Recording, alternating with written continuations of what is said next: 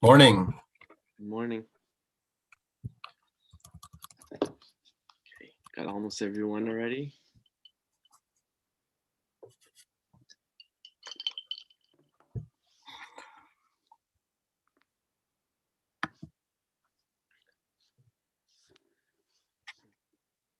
What's up? Hello. I was telling Spencer, my computer crashed until 10 minutes ago, or maybe even less. I think it just came back on like at 9:53. So just gonna my team. It's okay. You get to have the best Zoom background of all of us now. With our... Yeah, well, this is what I did when the computer was trying to come back. So I put the sign back up. So it was productive. We have Bob. He's like trying to join. It's just stuck. I don't know why. I'm gonna text him to text him and tell him to close the application and open it again. And I know Ethan is gonna join in just a second too.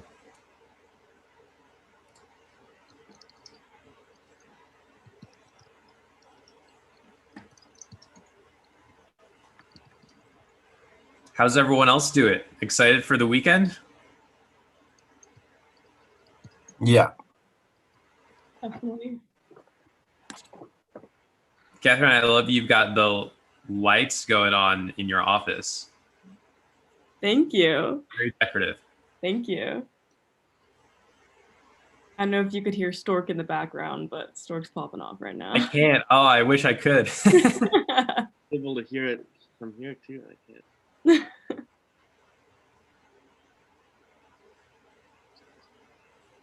Just a quick question on preference, just because this is not a board meeting or not the same as a regular board meeting. Do you all want to follow along on your own Google Docs, or do you want me to share my screen?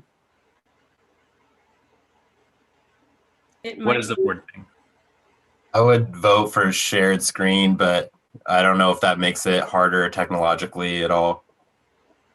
I would say share screen only because if there are people participating that want to be watching. That was going to be what I was going to say also. Oh, Jay, you and I are brilliant this morning. Oh, we'll see. We'll see if my brain is really awake. Yeah, I'm sorry, Jay. I know you're not much of a morning person. Oh, okay. So cool. We're at 10:02. I'm going to call the meeting to order. I'd like to announce the meeting is being recorded, and we will do roll call. Give me just a second to finish getting the minutes open. I forgot that we need to still have a minutes block today.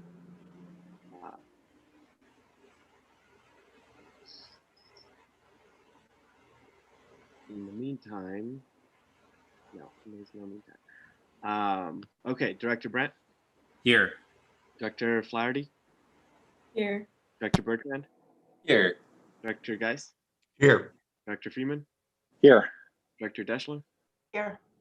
And Director Aguilar. Here.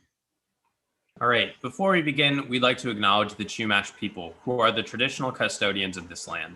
We pay our respects to the Chumash elders, past, present, and future, who call this place Anaskoyo, the land that Isla Vista sits upon, their home.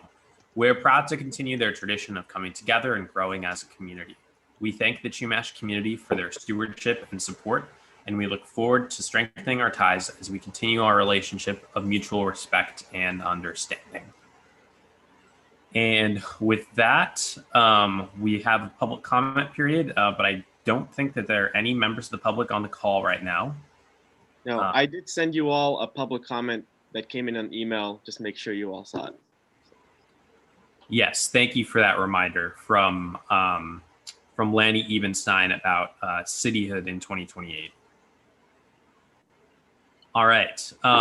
So next, we'll just get into the meat of the presentation. I just want to say thank you, Jonathan and Deborah, for preparing all this material for us. And we're all really excited to join today and have this meeting virtually and have our first retreat together.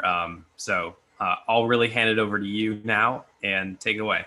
Well, thank you.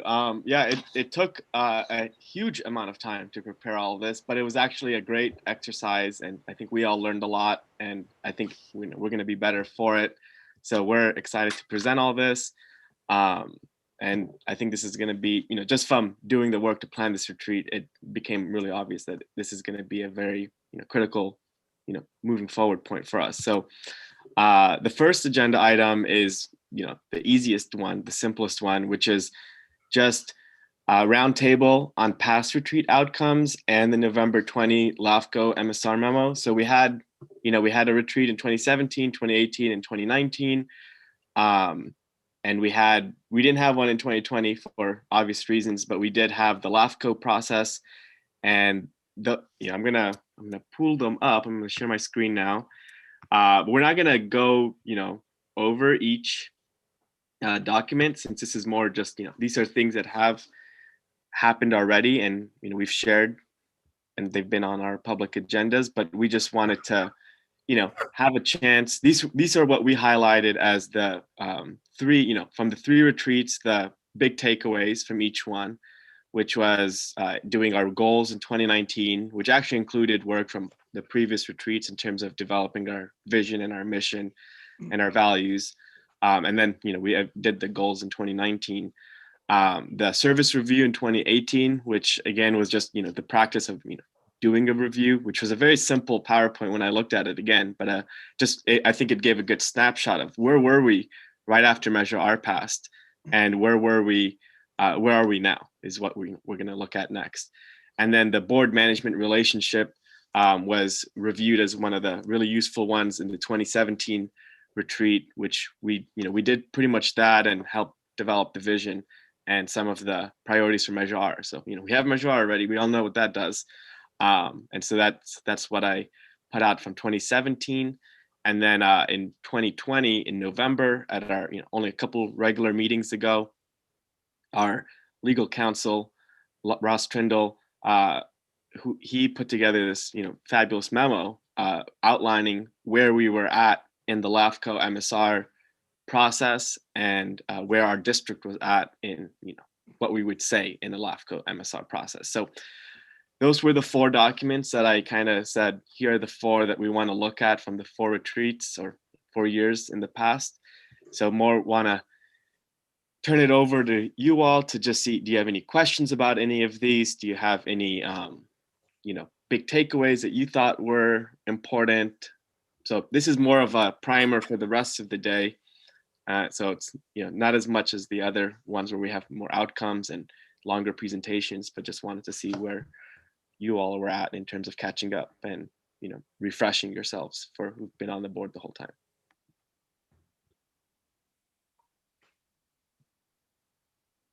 Maybe we want to go around, everyone do one. I think that would be good. So you want us to say our comments on the board goals in the memo, or?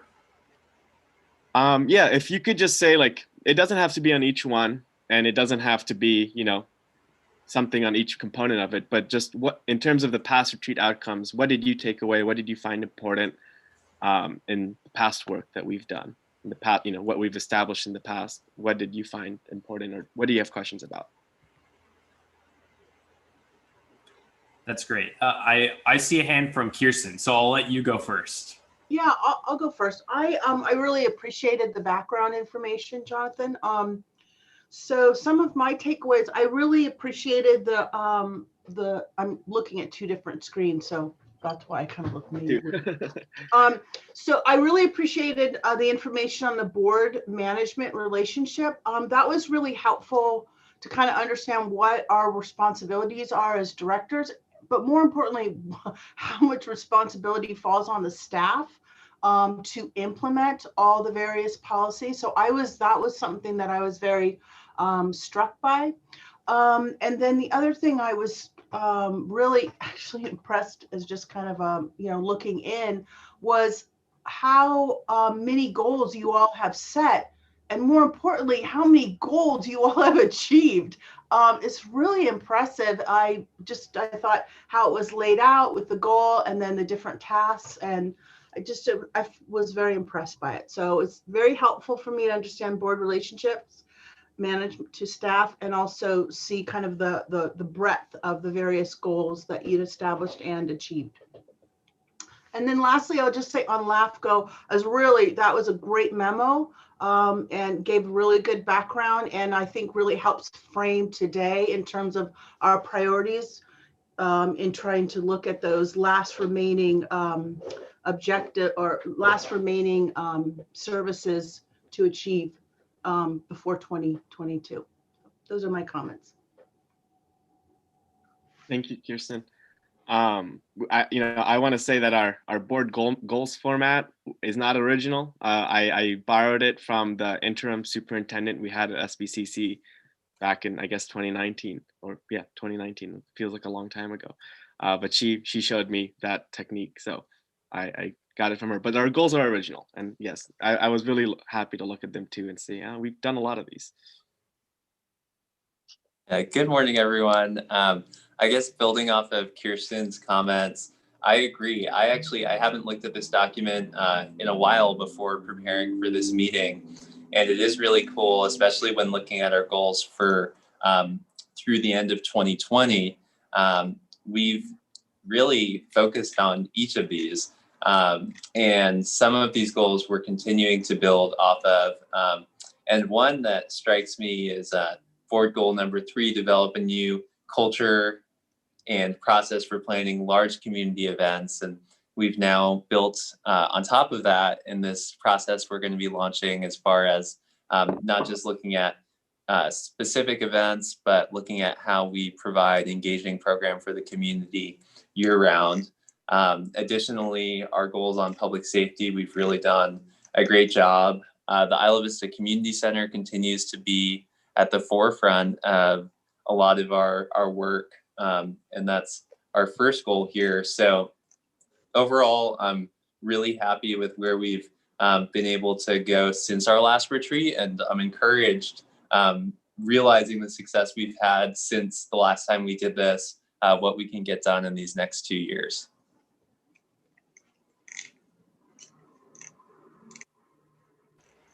Thanks, Ethan.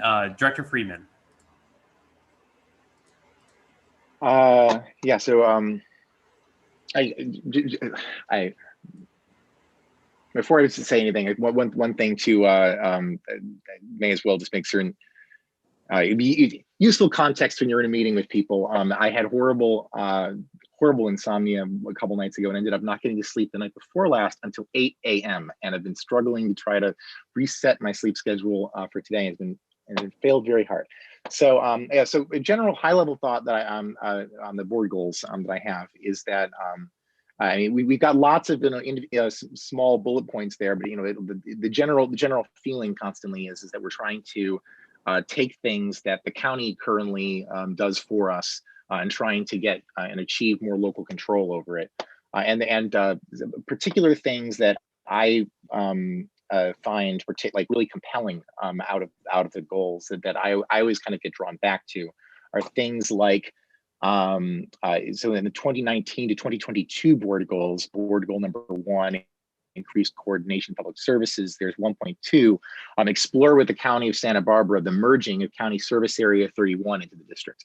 So for some of our new directors here, County Service Area 31 is the same is coterminous actually with IDRPD, weirdly not with us, but is the box of the district. And that's something that, I mean, it's not for the new directors on that effect. It's the new directors that I've been interested in trying to get CSA 31 merged into our district since before our district existed.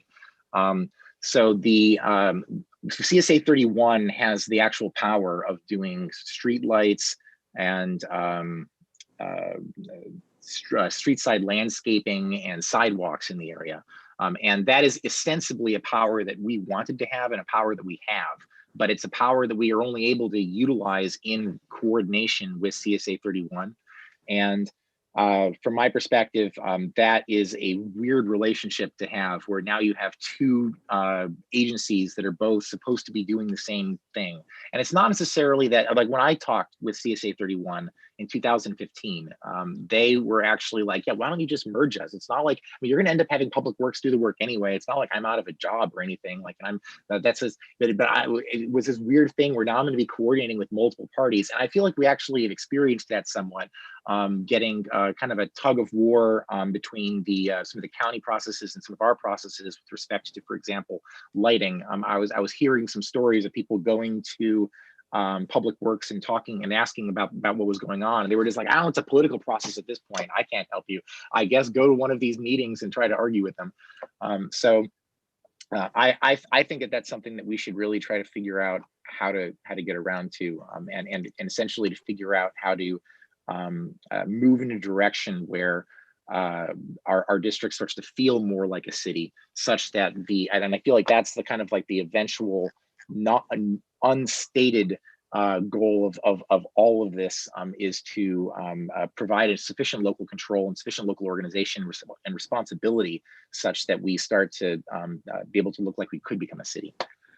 And then the other thing that I wanted to mention is an update on LAFCO. So we just had 2 days ago another LAFCO meeting, and we have a new executive officer, Mike Prater. And one of the things with LAFCO, the municipal service review process, is that normally the way that our LAFCO does municipal service reviews kind of targets districts. And so that was one of the things where when they were writing up all of the stuff on doing municipal service, like we're gonna do a municipal service review on the Alva Vista Community Service District a year after, yada yada. It was kind of within that process that they had. And the goal of municipal service review is to update the sphere of influence of a district, and to kind of provide influence on the powers of that district with surrounding districts, and potentially help work on agreements between districts, and try to deal with all the conflicts that end up happening. But the municipal service review in the law is not really specified as like targeting a district. It's information that you have as background that you use to update the sphere of influence for districts. And it's when you look at all of the research on how not research, when you look at all of the guidance from the state on how to conduct municipal service reviews, it is in the form of targeting services, not targeting districts. And so you'll, for example, look at fire protection, and then you'll say like, okay, well, what is a good boundary to talk about fire protection? Is there like a natural like mountain range past which fires don't travel? Instead, we can like concentrate on this service area, and then look at all the providers within that service area.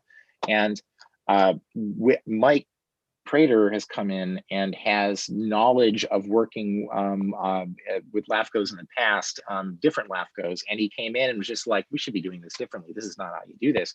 And he's restructured our MSR process over the next 5 years. We're going to be doing like our first like a new version of this MSR cycle he's come up with to be service oriented. And from the schedule that he's put together for the order that this is going to happen, so he wants to do this year fire, police, emergency, and safety, and then next year he wants to do water, wastewater, and stormwater, which we actually believe on the LAFCO board to be somewhat doing 1 year for that, and kind of not like without separating it and buffering it. But it's a little bit and he appreciates this. There's a term for when you're maybe biting off a lot. I forgot the term for it. And then after that, in 2023 is transportation, parking, street sweeping, beauty, lights. Sorry, street sweeping and beautification. It says beauty, lights, transit, and airport. And because of this schedule, I actually may as well continue the last two. Parks, library rentals, and I think I don't remember what OS stood for in 2024, and then other services in 2025. Under their new schedule, I actually don't think that the process. Well, first of all, I don't think that we end up having any issues with respect to any of the services and the order that we've been working on them in that MSR process. So barring that weird clause that when the MSR happens, powers get deactivated on our end, I almost want to say that our issue doesn't matter anymore. Like if this year we get evaluated on fire, police, emergency, and safety, we have concentrated our efforts on public safety for quite a while, and we've knocked that out of the park. And then next year we're not being looked at all: water, wastewater, stormwater, and then after that, it's like parking doesn't then happen until 2023, and so I feel like we might want to have a conversation, and then other services, which we kind of hit on, doesn't get until 2025. And so I almost feel like we want to have a conversation again with LAFCO to figure out what it would mean with respect to their new schedule and the things that they wanted to have happen before. Because it might be kind of weird if, for example, this year they're doing fire, police, emergency, and safety, except for the Isla Vista Community Services District, which for some reason we are going to explicitly not try to not talk about, because the wording of both the original there's a term for the thing that they approve in order to cause our district to come into formation, and the wording of our agreement with them no longer even makes sense in the context, first of all, of how MSRs are normally done, which I pointed out at the time during those meetings, but we hadn't yet brought on our new EO and then gone through this process, and now just doesn't make sense since corresponds with the schedule.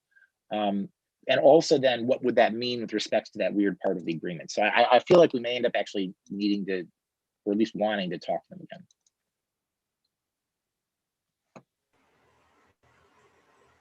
Yes, we That's what I definitely wanted to add. should. I was at the meeting on Thursday too, and it was shocking, good, shocking information potentially.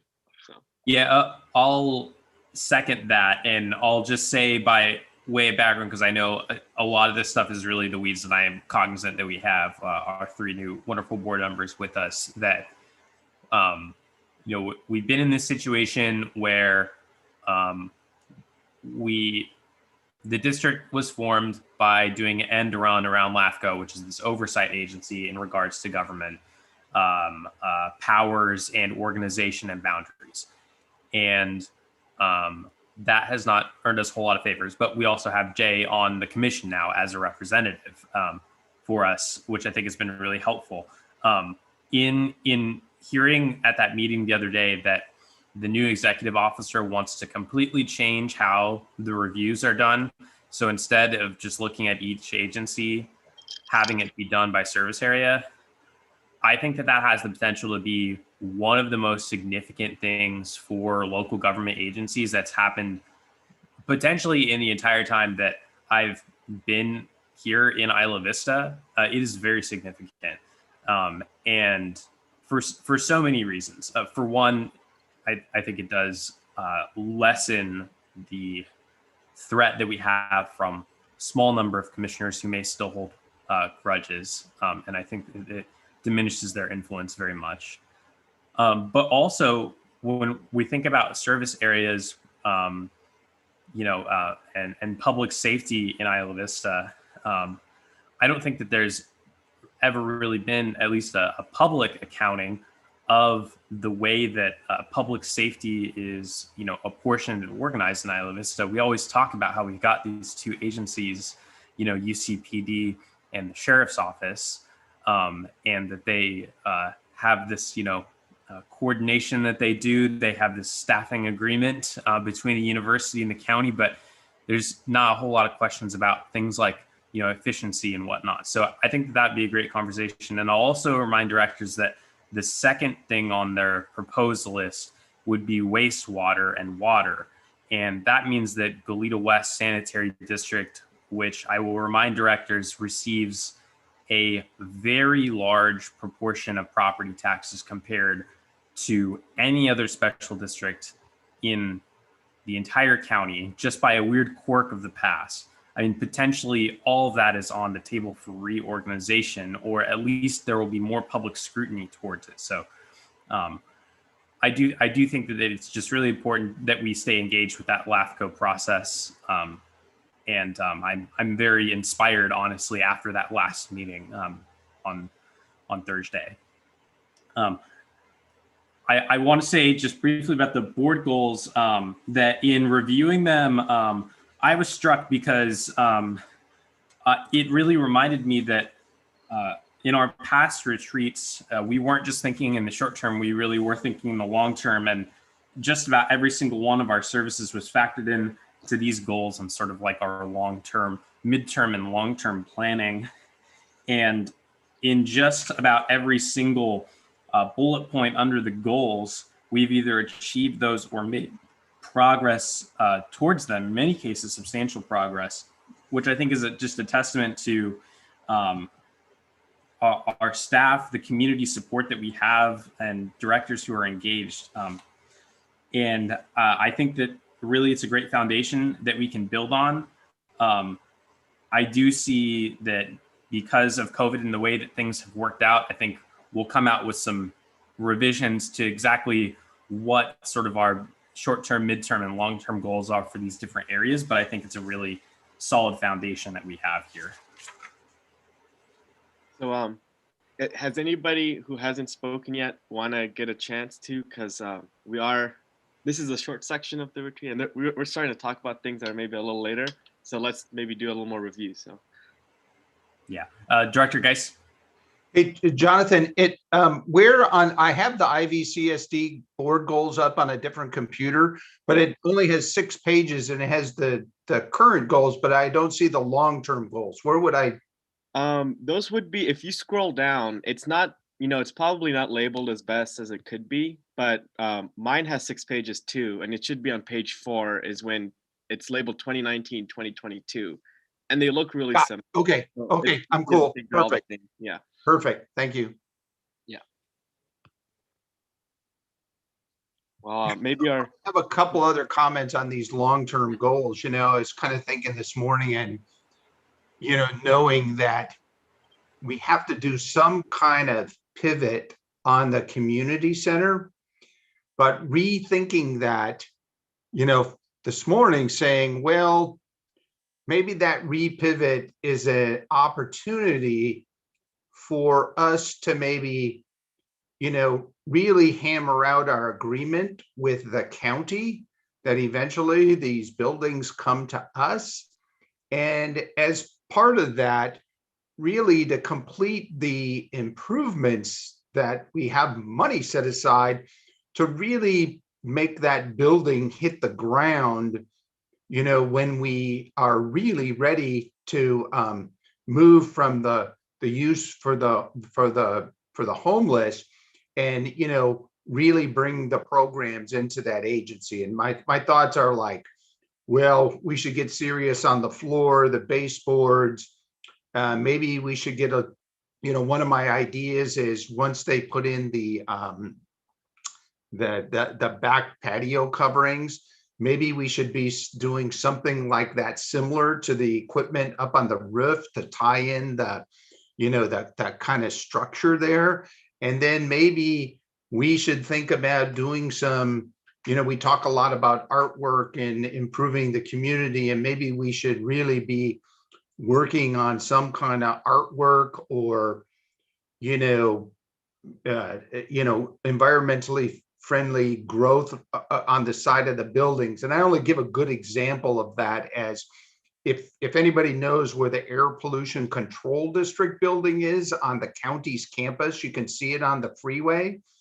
They did a lot of that kind of green engineering of that building with trellises that carried up landscaping and, stuff on the roof to really make that more energy efficient and not depreciate that equipment. So anyway, just my thought on, I was almost, at some points my heart says, well, give up on the community center for a couple of years because it's going to take a couple of years for us to pivot that again. But then I go, oh, but let's do what they think it's going to be a short-term use, and let's continue and be ready to improve the building. So just that's my only thoughts on our highest goal. Thanks for that, Bob. Do any other directors have comments about past board goals and LAFCO memo? Director Flaherty. Well, I just wanted to say, first of all, thank you to staff for putting this together. I really loved how all the goals were laid out. I thought it was really easily, you could follow it really easily. So I really appreciate that. So thank you. And then I also wanted to thank Director Freeman for bringing up service area 31. When I was looking through the goals, that was something I was curious about.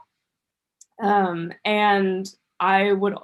it relates to some things that I would love to see in Isla Vista that relates to increased lighting, sidewalks, etc. And I think that also relates to goal 2, which is develop a locally controlled planning program. The meeting that we had really, really excited me, and seeing so much community engagement in that. I think that was something that's super exciting looking forward. So I'm personally really excited to learn more about that and figure out what my role in that can be, especially with issues that are becoming more pressing, like erosion, increased population. There's going to be new community or university housing closer to IV2. So there's a ton of different factors that are coming up right now that I think will influence how we do plan for the future of Isla Vista. And then in terms of goal 4 also, for building a stronger community, I think right now we have a great opportunity, because everything is online, to really build out our Instagram, like social media presence too. A lot of people are really relying on that a lot more. And I've seen a ton of student groups really, really grow substantially just from social media alone. And I think a lot of people are paying attention and really want to pay attention and want to find ways to get involved.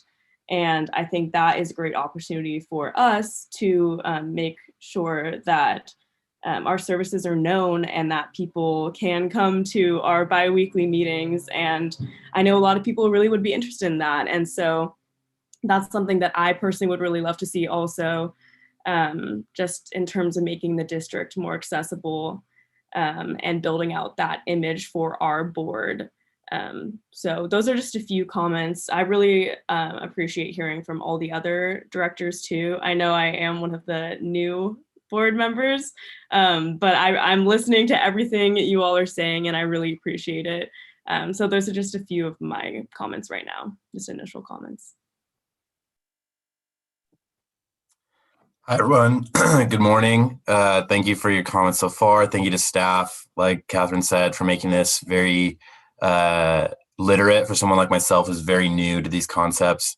To keep things speedy, I want to very much piggyback on Catherine's last point about building stronger community, and how, because of this virtual realm that we're in right now, I see everywhere in all different age groups, all different demographics, a desire for community connection, community engagement. And that can come in a bunch of different forms. One of my pipe dreams is to have a slightly more service-oriented culture here. And so we have this huge resource of tons and tons and tons of really intelligent, really well-educated young people, like all of us here. And how do we make sure that we give back to our community? How do we make sure that we give back to not just Santa Barbara at large, but specifically Isla Vista? And instead of focusing on our means and our funds, I think it's better to focus on our time. And I'm thinking about my specific involvement with libraries, and my goal in the future soon with the Library Advisory Commission, and how a library is kind of transforming in the future, and how it becomes a public community shared space. We don't have a library space in Isla Vista, but we have tons of beautiful spaces that are outdoors. We have tons of nice weather, nice Saturdays, just like today, where the community can be interacting with each other, and seeing that there's more than just with all this time alone that we spend, it can be very isolating. And it's really helpful and healthy to realize that there's other people just like us, just next door. And with the other goals we have of community nightlife and safe nightlife programming, my big comfort zone is in these kind of more culturally abstract things.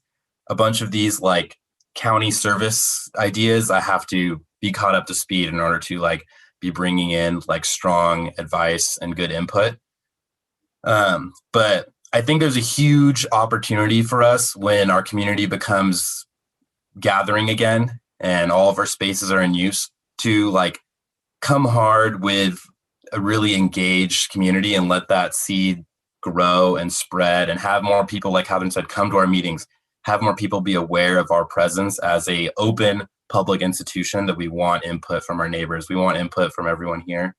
And so that's where in the future goals, board goal 4, build a stronger community, I'm very excited about increasing the awareness of the district and our committees and encourage involvement from the public. And how do we make sure that we like are not just gathering information where we can, but learning of information from other groups, other persons that we haven't met yet.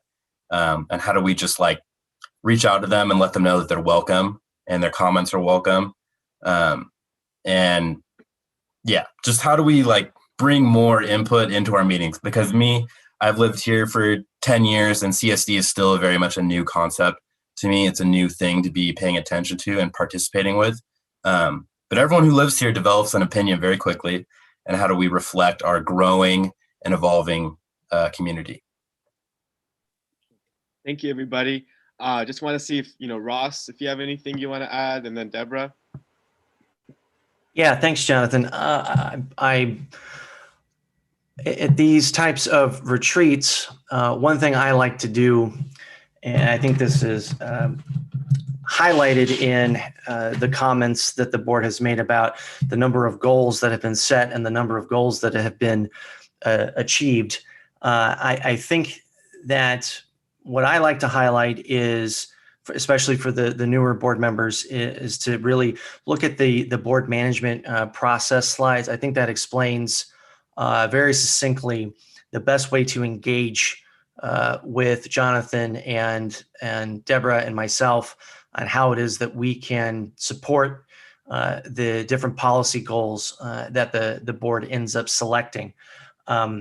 I'm really very thankful for Jay's update on the MSR, and essentially what he has said is what was very apparent to me in the analysis that I did starting last February and then updating through the course of the year. So that's all very encouraging because that's what the purpose of an MSR is to focus on services, not on districts and deactivating or whatever it is.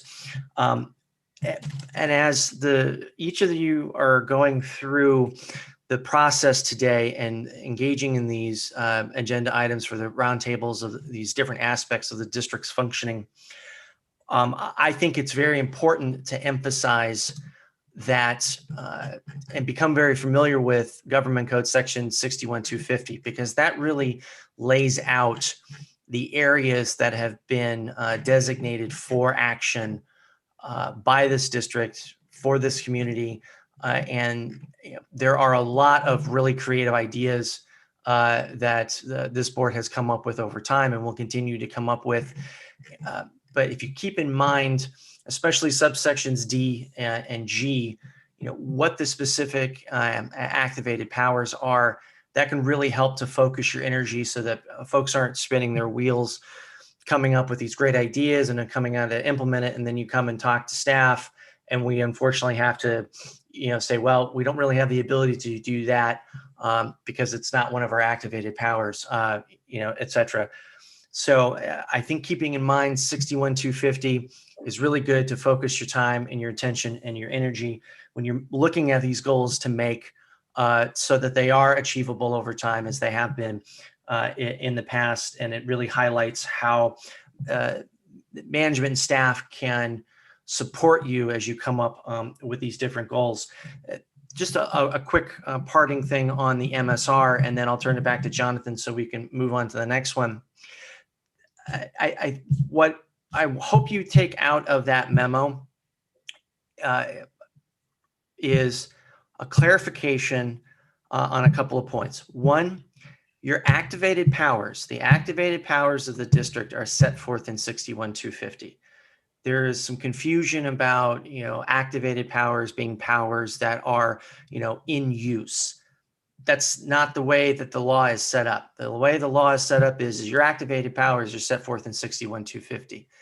Now, under the old LAFCO process, they were looking at how active or how much in use those different services were, and under my opinion, misguided conception of what the MSR process was. Sounds like we're moving away from that, so that's good. But your activated powers are everything that's listed in 61-250.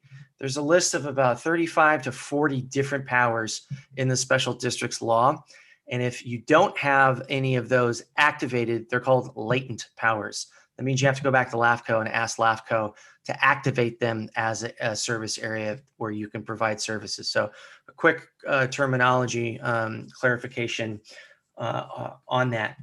But really, the goal of the MSR memo is to lay out a roadmap for you all to make your policy decisions and a roadmap for you to come up with your goals for how you want to implement or put money and time and attention to different service areas and what needs to happen.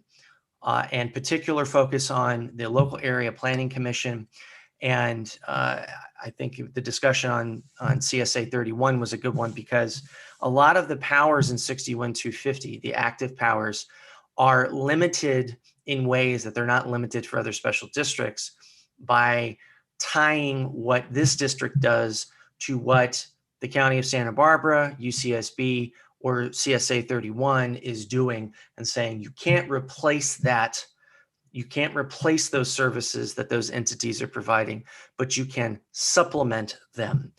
That's a very squishy set of wording that was part of the process, in AB3, but it's what we have to work with. So it may seem like a constraint, but I'll represent to you that part of my job is to help your goals and visions as a board to be realized, and to take squishy language and turn it to our favor. So just because you may think you have supplemental as meaning one thing or another, I put that in the MSR memo to give you an idea of how you might be able to channel your thoughts a little bit more towards achieving something, as opposed to walking into a closed door. So that concludes kind of my summary and some areas to emphasize and looking through on your own time, especially for the new board directors. But certainly a lot of kudos for having such a high functioning board, and certainly the new members are carrying on in that tradition. So thanks, Jonathan. Thank you, Ross. Deborah, anything to add? Really quickly, I'll be very brief. This is my first retreat also. I'm excited about the goals that Jonathan and I have talked about, and vision that we have for the organization, and how we've talked about partnering with the board of directors to bring about those goals. So I'm just excited to see us move forward. And looking back over this past year, I've only been on board for a little over a year and a couple months. I'm very much encouraged and inspired to continue our success and the achievements that we've already with our goals. So thanks. Thank you, Deborah. Okay, so we are going to the hard part of the retreat, I think, the least fun part. So that was fun, thinking about the past and how it might relate to the future. And we'll be able to talk, we're going to have a whole hour, 2 hours later, potentially, on moving forward, our priorities, and then like cool ideas to help us meet our priorities. But I don't want to call this the reality check portion, but this is just the reality. This is where we're at, like financially. This is what our services do or don't do. Here's how much space we have. Here's how much staff we have. And then what your all's opinion is. So this is all kind of us getting on the same page in terms of what we have, because then we'll know. It's like, we'll compare. What do we have? What do you want to do? What do we need to get there? What do we need to adjust? What do we need to change? Or are we already meeting some things that maybe we didn't think of? So that's kind of the point here, is to do a assessment of the district and get all of us up to speed. And again, let me make sure there's something in the chat. Make sure it's not there we go. Make sure that we're all fully understanding. And I think what I was going to say is just doing this for Deborah and myself, past 2 weeks preparing these 4 or 5 documents, I think revealed a lot that we haven't done this in a lot of this stuff in a while, like review all our services, review what our staffing capacity is. So just wanted to give this whole section. This all was one agenda item at one point, and then me and Ross talked. We're like, no, let's put it up into the 6. So, but it is all one section. So that's my intro to the section before getting started. And I hope everybody had a chance to review these in advance. I mean, there's no way I can completely go into, read every line and give every detail of all of these, because it's I mean, I could, but we would be here all day. So I want to, I'm going to go through each of them, but I'm not going to speak for like 10 minutes on each. I'd like to see more questions. I tried to put in as much information as possible to not make it so that we need to go over like the slides like word for word, or me having to. I tried to like put my explanation into the slides kind of thing. So and I see we have a question from Kirsten. So let me take that before we get started with this section of the retreat. Thank you, Jonathan. I just had a question on the process today. So everything is labeled as round tables. Does that mean that, so Spencer will call on each one of us for comment? Does that mean that there needs to be motions on things that we agree? I'm just curious as to the format of how we arrive at consensus. Oh yeah, I'm really sorry. I should have. That was actually, again, if my computer hadn't crashed, I had a whole script in my head to put like some bullet points. So I did want to mention something like that. And I want to thank Ross for helping us, put the agenda, reminding me in a way to put the agenda to help facilitate this better. So we have option for action on every item. That's if like there's something really burning or important that you all want to take action on. But what we usually have done is like, when let's say you go back, you watch the 2019 retreat, that was only all roundtable. I don't think we did any motions. And then the board goals are the outcome of that. So, that whole document was the result of, the 5-hour retreat, and then me and Deborah listening to the recording and taking notes, and then our interns doing, and then, it took maybe 2 months. We're not going to take 2 months this time, because that was the first time we did it. But it took 2 months to catalog everything and make succinct goals and review them with, our board leadership at the time, and make sure that we, had a good document to put forward. So yeah, right now is just our day to talk, and it's not as much pressure to take action and to figure it out. It's more to talk. But if we wanted to have a burning issue, we're agendized to take those actions if we had burning issues. Any other questions before we go ahead? Okay, cool. So like I said, I'm gonna give the Spark notes to the slides, and highlight the things that are important, or I think that are new and maybe don't make sense yet, and then please ask questions. And it's hard for me to see the chat, so you just interrupt. It's just, imagine we're in person, and I can see you raising your hand or opening your mouth to speak, which I can't do on Zoom.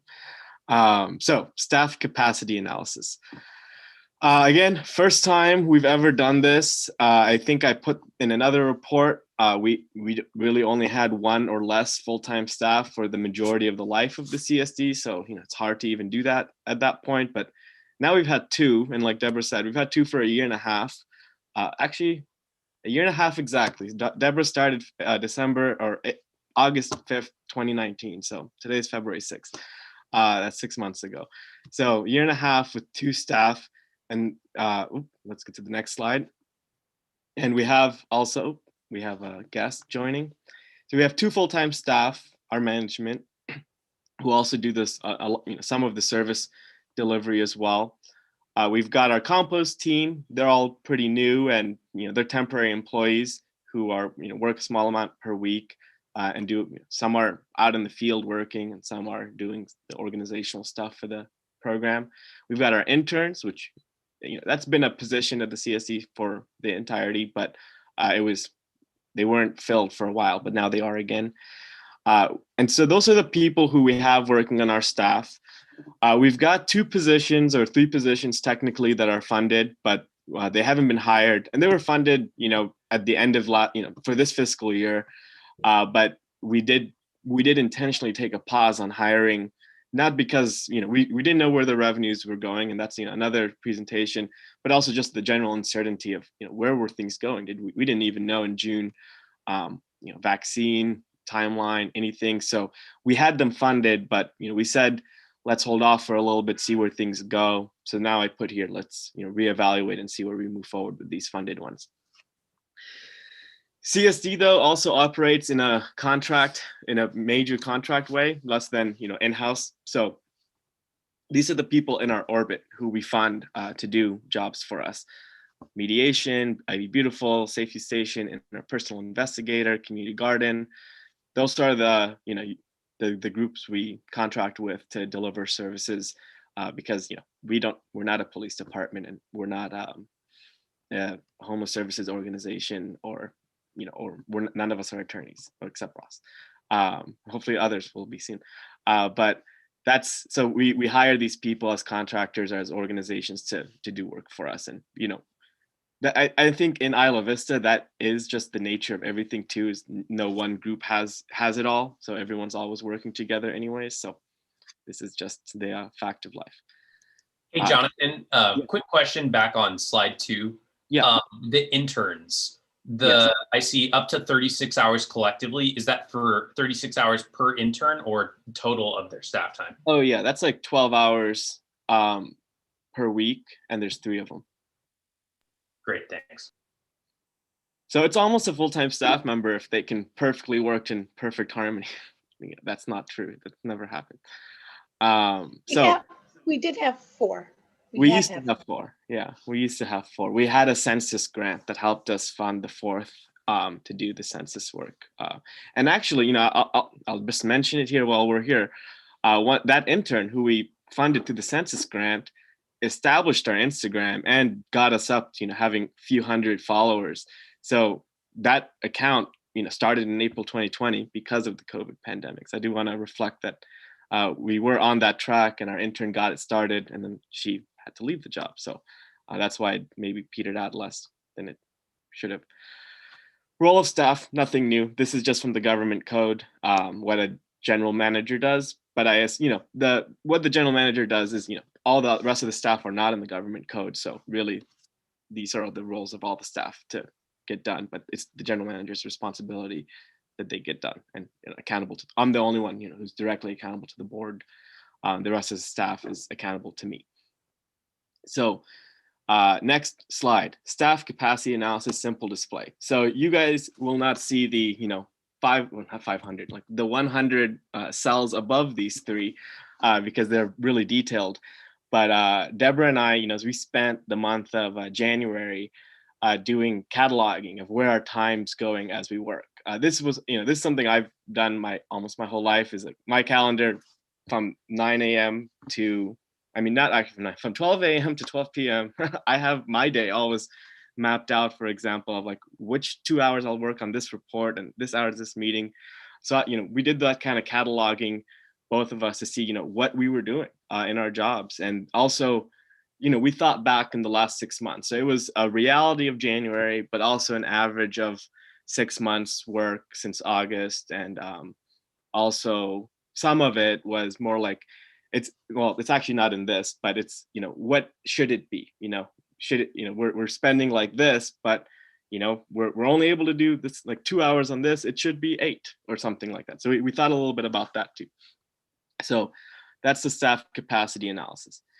Then the next one is the areas of work of what gets done. I think this is pretty straightforward, but these were the categories where we would start assigning where hours go to here. Like first we did our own data tracking, and then we consolidated it and saw where overlaps were into a lot of these areas. So, which led us to this pie chart. This pie chart took a long time to make. It looks so simple, and obviously to make it was a click of the button, but to get this data for it was it took the whole month. So this is the pie chart that kind of shows you in relative terms where staff time goes. The little numbers like the 28 in the orange, those are hours over 2 weeks combined. So I was gonna do one for each of us, and then it became hard to read, and not as useful. So we did a combined one of where all, all the management, all the 2 FTE time goes. So yeah, HR does take a lot, and HR includes supervision of employees, like giving them direction. And we have 10 or 11 student employees, which does become a lot. So that and board meeting agendas, surprisingly, was also pretty big in terms of, making sure we have very good agendas that, have things ready and presenters ready to go and things like that. So, and communicating with board members and all that. I know I'm talking about you all. That it does, it is important though. We want to have good board meetings. So this is the breakdown. And then we have though done things. Jonathan, does it cause you a UI problem on your end if you actually click the present button? I think it slows my computer down to like a crawl, but I can try. Let me try. Let me see if it'll help or if it'll happen. Yeah, my bad. Thank you, Jay. Okay, so efforts to maximize staff time. And sorry, let me move the pictures out of the way a little bit so I can see. So these are things we've done already or in progress to make sure that we're being as efficient and effective as possible. So we're not going to go through each of these, but you can look at them.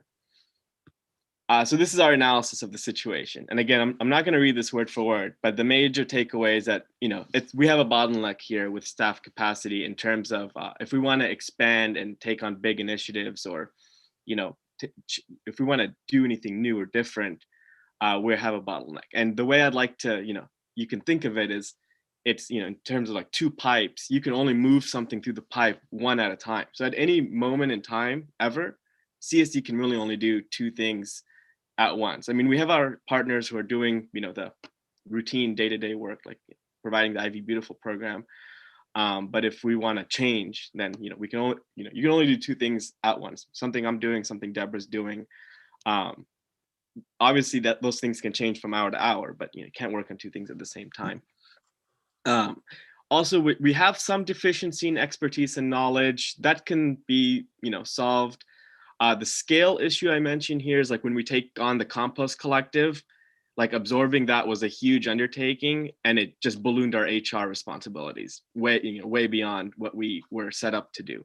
And we had predicted, oh, Deborah will spend like about this time on HR, and then it's like, whoa, it's like actually way more. So that's what I mean by things not scaling as we grow, and maybe we need to think about that a little more. Some services would benefit from dedicated staff. So the compost collective is one where, we can't have students totally running the whole thing, year to year changing. There will be no improvement or, institutional knowledge. So that's one thing. And then we should hire the staff that we funded, and, make sure that they are aligning with our goals. But we funded these positions, and the uncertainty, I think, is not over, but is not the same in June anymore. So I think that's where, we can make some changes here. We can make some improvements without much, we don't have to change our finances much. So, and then the last thing is, we have time, and we do spread it actually to almost everything. Everything gets like, at least an hour or something, but that's pretty bad. I mean, an hour is almost nothing. It actually is nothing. You can get set up to work in an hour, and then what have you gotten done? So things are stretched thin, and it's not as effective. So that's part of this retreat, is where we're going to point our resources to the most. And so, or do we need to expand resources, adjust? You can say, we think that the percentages in this previous chart are maybe off what we thought they should be, and we can make those adjustments now. Some outcomes from this or from the retreat related to this would be development of organizational structure to meet the goals set by the retreat. And I mean, again, some of this has been costed out already, and we can just adjust things.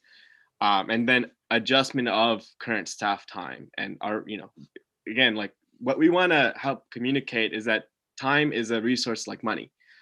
You can have not enough money, or you can have not enough time. Or you're spending your time wrong, or you're spending your money wrong. I think it's the exact same thing.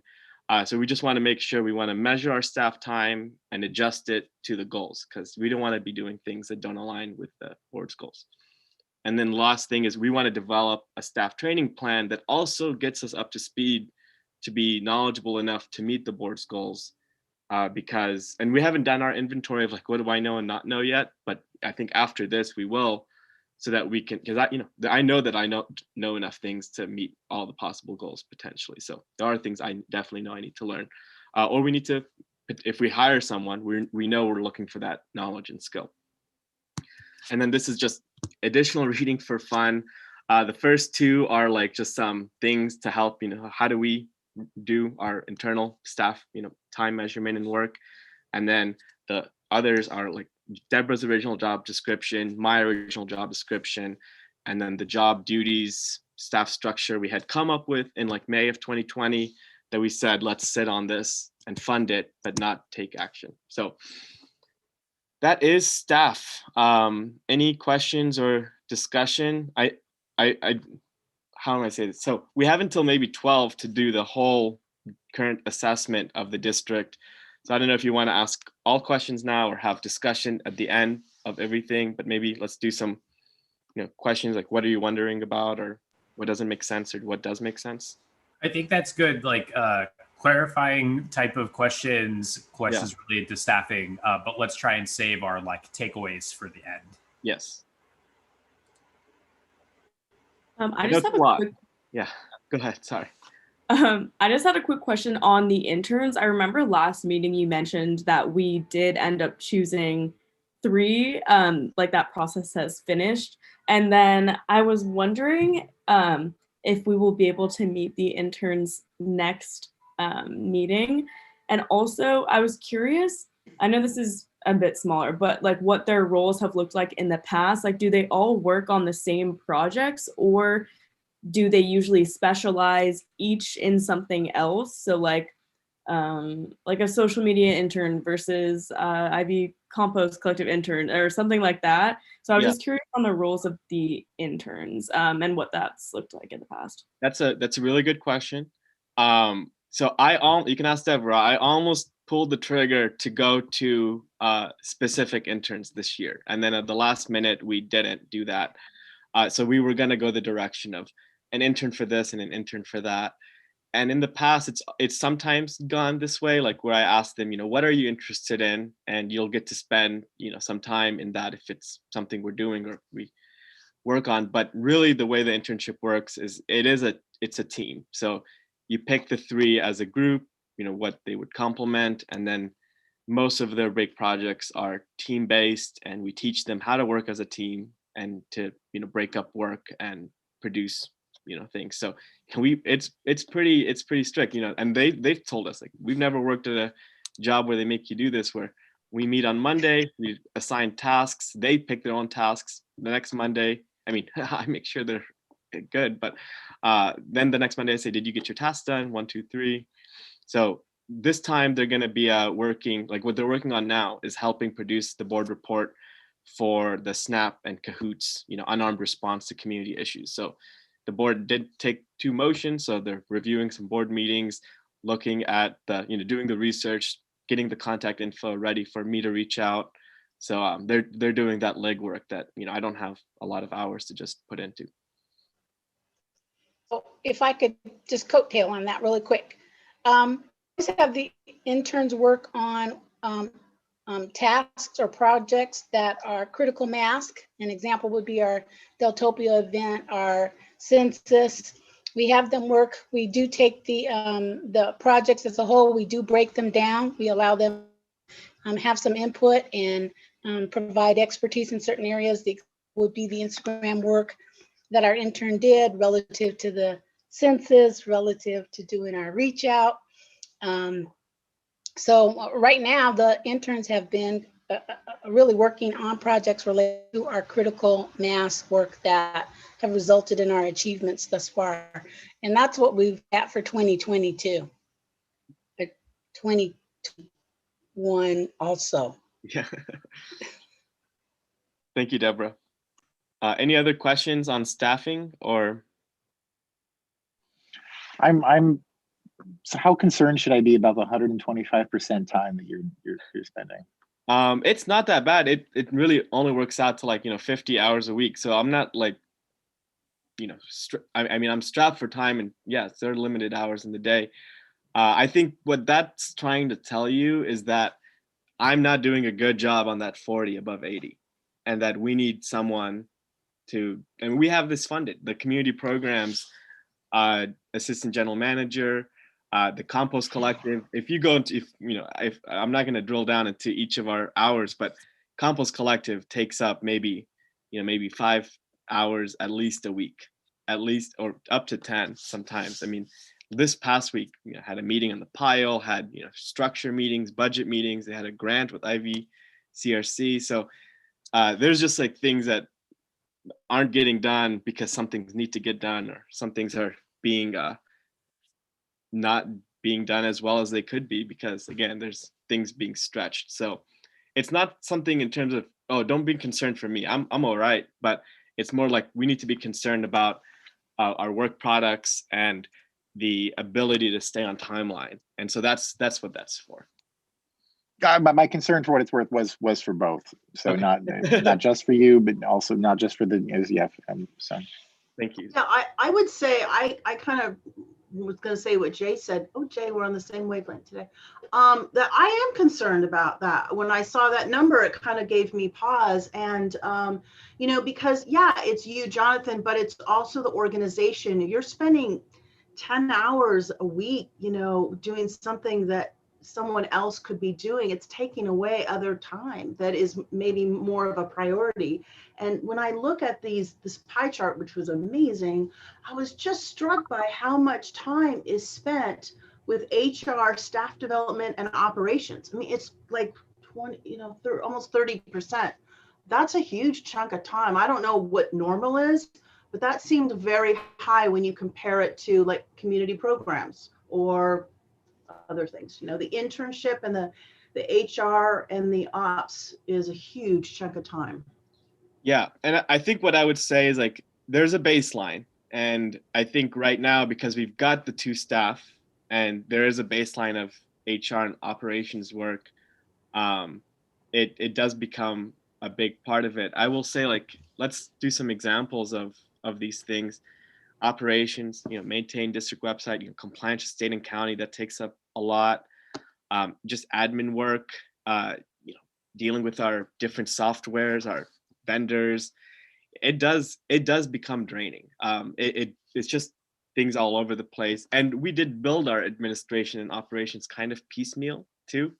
So, and our record retention, that's a newer project that I've put into operations. As we have a lot of catch up to do to make our record system great, and then way moving forward. And HR, HR has a section, I put COVID related HR work too. So there's regular HR, and then we've had, in January was a ton. I mean, we had a week where we were almost only dealing with COVID related issues, HR wise. So, and developing our policies for our employees, they all traveled for the holidays. So we had to, developing our HR policies in terms of how do you come back, working with each of them. I mean, we couldn't do anything else almost. We had 10 employees in the compost collective who were traveling. So that is, it's great. We have that. And I you're going to see, I'm going to recommend that we invest more in the compost collective. But the reality, when you have 8 to 10 students working 6 hours a week for you, they all need attention, and it becomes a drain. So that's why one of my recommendations will be to have a permanent staff person for the compost collective. So to put that the pie chart in perspective with that question that Kirsten just asked about maybe not question, but comment she had about the seemingly extreme usage of time in certain areas. What percentage of our budget is staffing in general? So like what percentage of the complete pie chart of what we're spending money on is this time that we're spending? Yeah, I mean, I think actually operations is, less than 30% of our budget. It's maybe like 24. Well, I mean, like this entire pie chart, right? Like represents maybe like, it could be 30% of our budget. It could be 40% of our budget. Like we're spending money on this time. And I'm wondering, like, of what percentage of our budget is like the entire right-hand side of that pie chart? I would know that if I just knew what percentage staffing was. It's okay. Yeah, I know what the question you're asking, but the difficulty is like, okay, I guess I could answer between our actual budget and our budgeted budget, because in our budgeted budget, again, community programs is 40%, and part of that is 2 full-time staff members. In reality, we don't have those 2 full-time staff members, and so that's why operations and HR is such a big slice of our pie, because there's 2 people. I mean, one person who'd be doing marketing and advertising.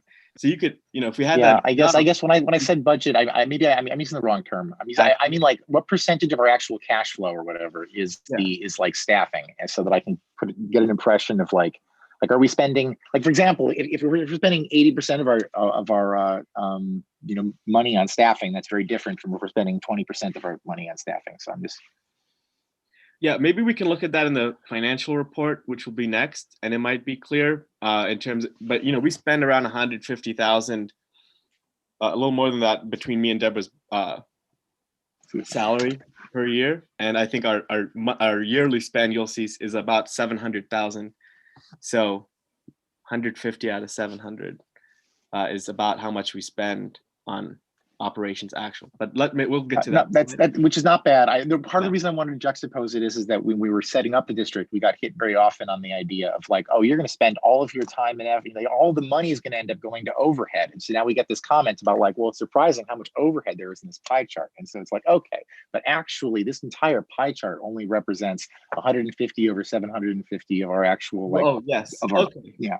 So I like how you said that, and now I more understand what you were saying. Yes, this pie chart. Okay, yeah, it is only the 150,000 we spent. This is where all that goes. If we had 2 other people and we did a full analysis, this would look totally different. And if I had enough time, I would have made the ideal pie chart, but I didn't have time to make that one. But thank you. That was a really good question and comment. If I can make a quick comment while we're still on the pie chart. I know you want to move on, but one of the things I just want to draw everyone's attention to that struck me, because I know I think we heard comments from, I think Catherine and Marcos both mentioned this, of really like community engagement and things like social media being really important right now and ways to connect with folks since we can't do any in-person stuff. And I think, I see this as like a little bit of Maslow's hierarchy of needs, but in an organizational sense. Our staff is working on really keeping the trains running on time and on programmatic related things. And sometimes, and I've experienced this too in my line of work, when you're focused on that, it's the social media advertising, the marketing that is a little bit more of like an afterthought rather than like engaged in the operational process. So I definitely, that little green sliver definitely strikes me, especially when we're talking about maybe a community engagement type of position in the future. So.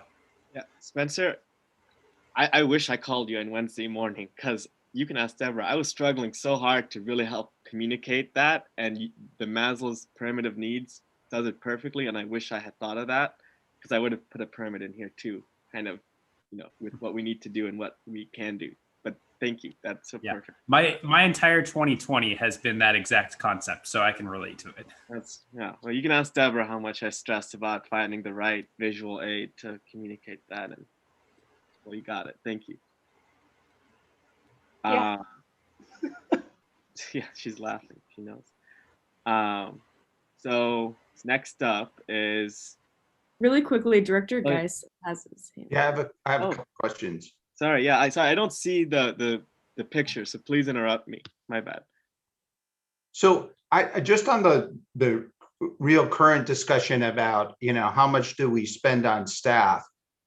If you get to the county of Santa Barbara, who has 4,000 employees, 80% of their money is spent on salaries and benefits, because they're a service delivery organization, and the person delivering the service is providing a service to the community, whether it's a healthcare officer or a deputy, sheriff or whatever. And UCSB is the same way. They spend money on the teachers and the institutions, and so we sometimes in government people fall into this trap. And I heard LAFCO saying this, well, you guys are just spending way too much of your salaries on administration. And I'm going, that's just the wrong way to look at the pot. We're really, Jonathan and Deborah are delivering services to the community. The board's not doing that. We have people on the ground doing that. Now, when you get into the compost collective, those are people out there providing direct services by picking stuff up, but somebody has to manage those employees, give them their goals and objectives, keep them on track. So I just think we got to be careful of that little trap of, oh, we're going to hire too more people, and oh, we're spending all this money just on administration, and it's just not the way it works.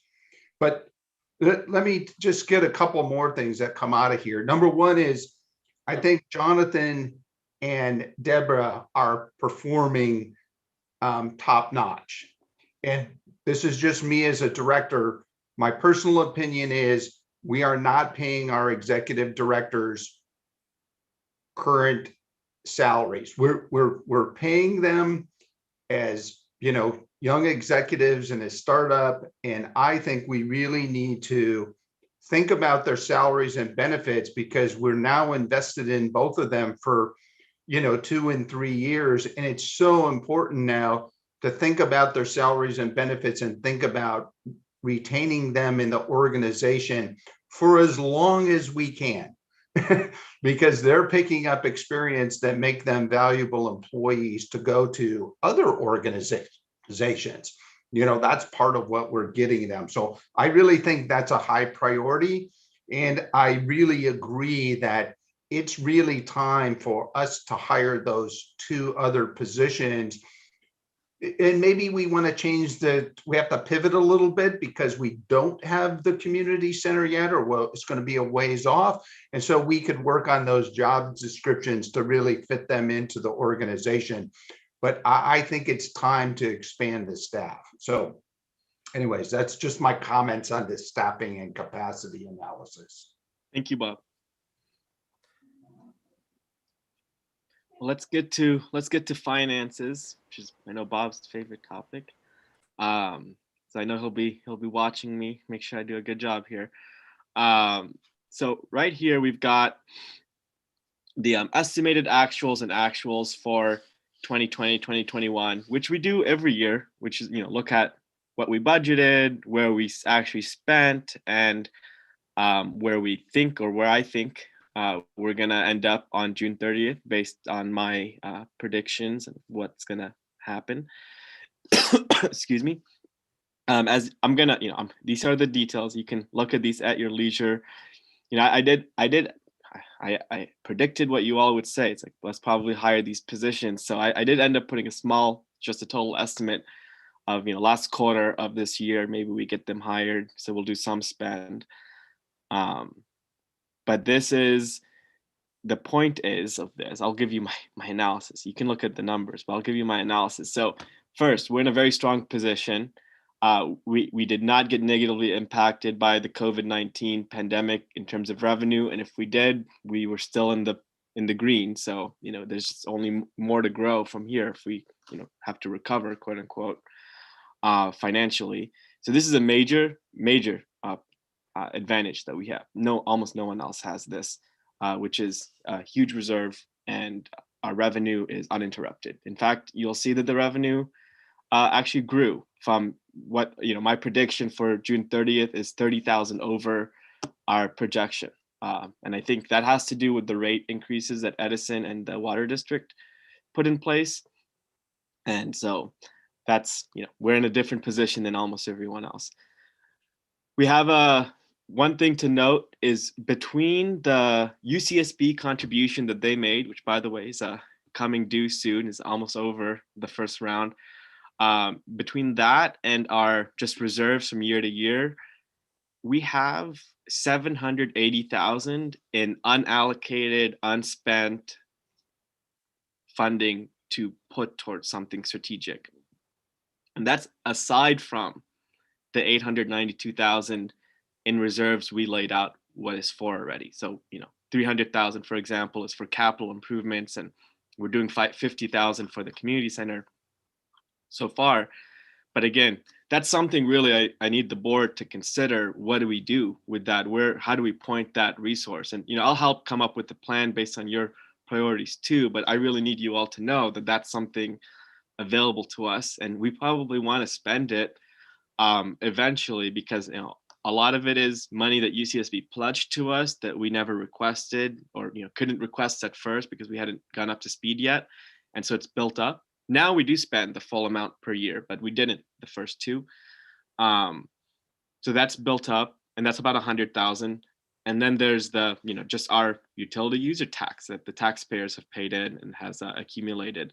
So the next thing, though, is related to our last discussion, is one of the reasons we have a high-end year fund balance is because we have low level of operating costs ongoing. I mean, it's still, even though as a percentage you can say it's high, as an actual number it's pretty low, and maybe as a percentage it's kind of low too. But that's why we don't, when things like COVID strike and some of our services have to go dark, like the safety stations or the community center, I mean, we pretty much almost spend not a lot of money. We just keep the lights on, and we do run the services that are running, like Ivy Beautiful and the Compost Collective. But when we don't have to spend money on something like our office because the pandemic, we really built up that's why we built up this huge reserve.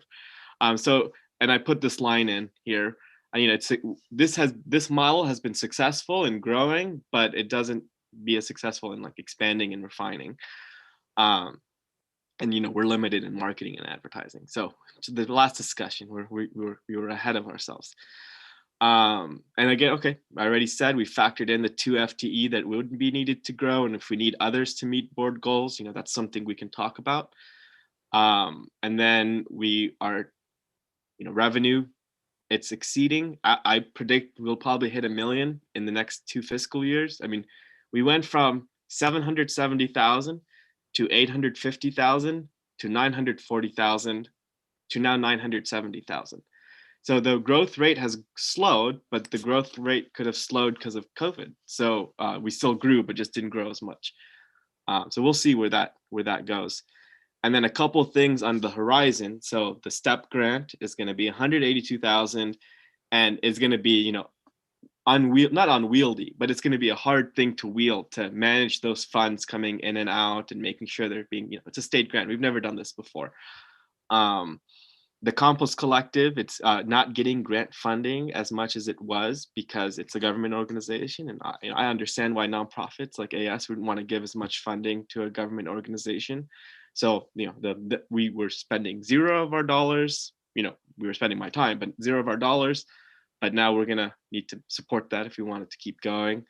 And Ivy Beautiful has grown in cost. And we need, I think it's maybe going to level off now since we did our pilot and our first year. Now we're on our second year, but, it did grow from those two year to year. And then, the UCSB contribution, as far as away as it seemed at one point, we're getting pretty close to that deadline. If we want to renegotiate that agreement, it'll be something that we need to show strategic use of the funds we already had from them. So, and again, just to reiterate, I think it's in here or it's in one of the other reports from the retreat, but all the UCSB money goes to the safety programs per year. So it's 191,000 a year. We could make it 200 at this point once costs probably grow, but the safety station and the investigator, UCSB cuts us a check and we then pay UCPD for those services rendered. So that's our financials. Does anyone have any questions or quick comments? Thanks, Jonathan. I've got a quick question on the fund balance. So you mentioned that 784,000 in undesignated. Does that include the estimates of where we'll be at the end of this fiscal year, and then that money going there? Yeah, I mean, this is 780 is what we'll have on July 1st. On July 1st. Okay. My prediction. Yeah, it could be a little less, a little more. Okay. Thanks for that clarification. And again, yeah, I really want to stress this is undesignated. Like we have our reserves. Like we have our short-term reserve, our long-term reserve. We've got 6 months of cash. At least, that was one of our goals. We've got our insurance reserve. We are fully funded reserve-wise. This is additional money that is in our bank account. So this is a big thing to consider, because again, yeah, we're unique in having this situation, and how we can deploy this could make a big difference. Bob. Yeah, you just got to remember, we're in a really lucky position being a startup, that we're coming up to speed, and we don't, we're kind of cheap on staff. Number one, on their salaries, we're cheap on adding staff, and we're accumulating those ongoing dollars. Once we add staff, like we should be, then we'll start, working on more services, and then these accumulations of building reserves and having this undesignated surplus will, disappear as we spend those, those reserves. But I, for one, am committed to say on our number one priority that we really should have an agreement on the community center, and we should really strike out to spend a significant amount of money on capital to bring that community center ready for use. And that's just, I know it's our number one goal, and we had planned to do that as we got into an agreement, but now it's sidetracked a little bit. I think we have to, tell the county we're ready to improve that building and make it into a community center, and that should be one of our higher commitments. And I just have one other long-term thing, Jonathan, if you can go up to the chart on the salaries and benefits. Yes. And I figured this would happen, but if we look at our retirement contribution of 4,500, the district is not spending any money on the match for retirement. Again, our executives have not been able to start up their employee contributions, which we then match. And so what it tells me is the retirement system that we set up, which is a simple system of they contribute 3%, we contribute 3%. Number one is unaffordable for the employee at the minute for their match. And, maybe it's the wrong retirement program to think that a young employee will invest in their retirement, because that's not what they're thinking of right now. And,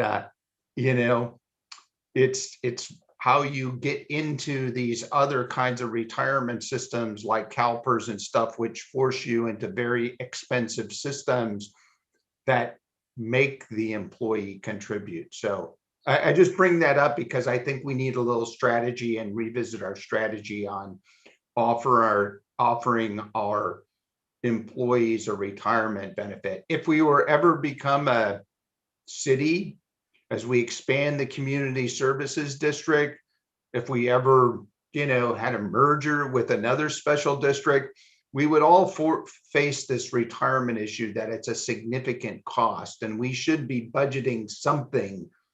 We should be funding something in that area. Anyways, that's just more of our structure.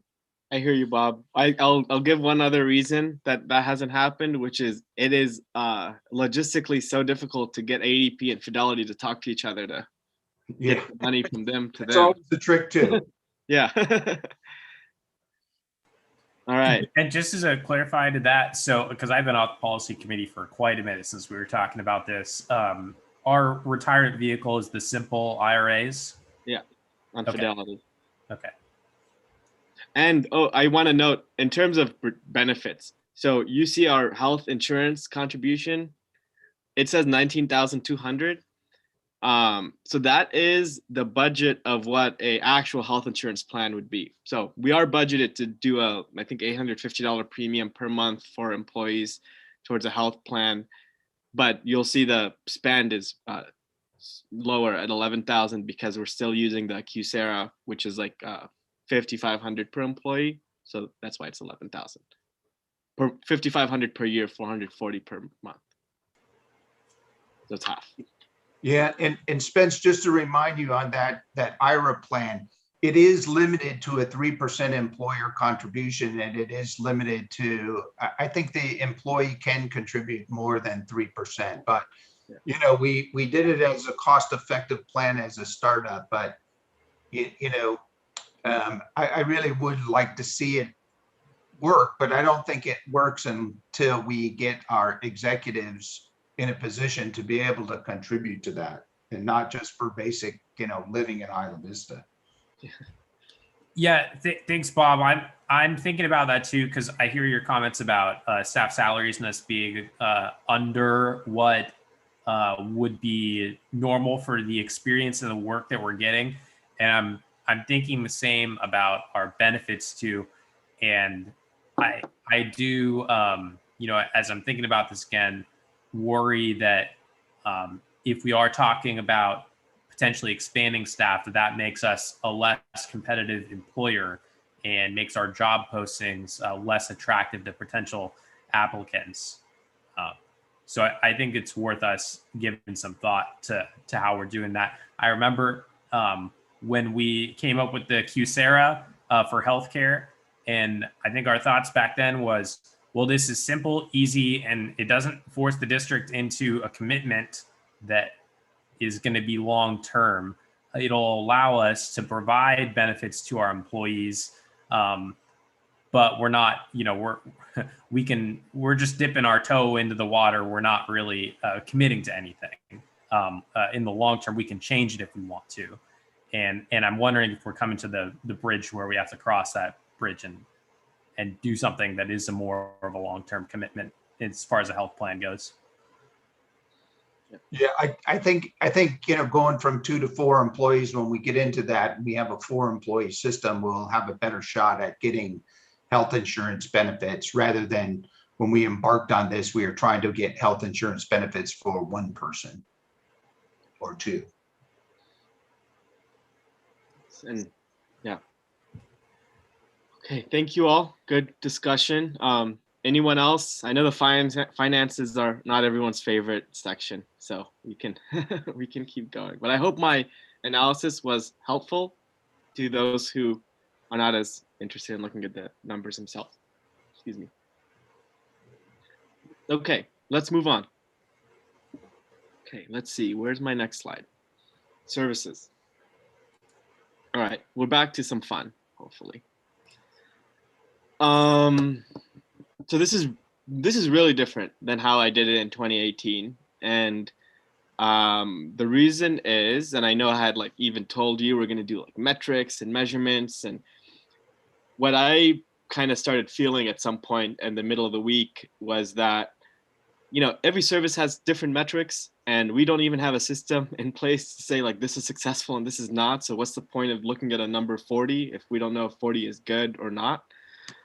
So I took it in a different direction a little bit. We can provide all these numbers, and Ivy Beautiful had their metrics at their annual report, and I still want to incorporate that in a way moving forward. I just didn't feel like we don't have a measurement system, so what are we measuring by looking at these numbers? And it's COVID, so nothing is even normal. So I can still provide that information, but I felt that this might be more useful in terms of a strategic planning moment and tool. So again, I want to put this, this is my disclaimer. This is a more day-to-day practical view of our services. The LAFCO MSR memo by legal counsel is the correct thing to look at for the legal view. So that's my disclaimer for everyone. Reminder, would you mind clicking present? Oh yes, thank you, Jay. Thank you.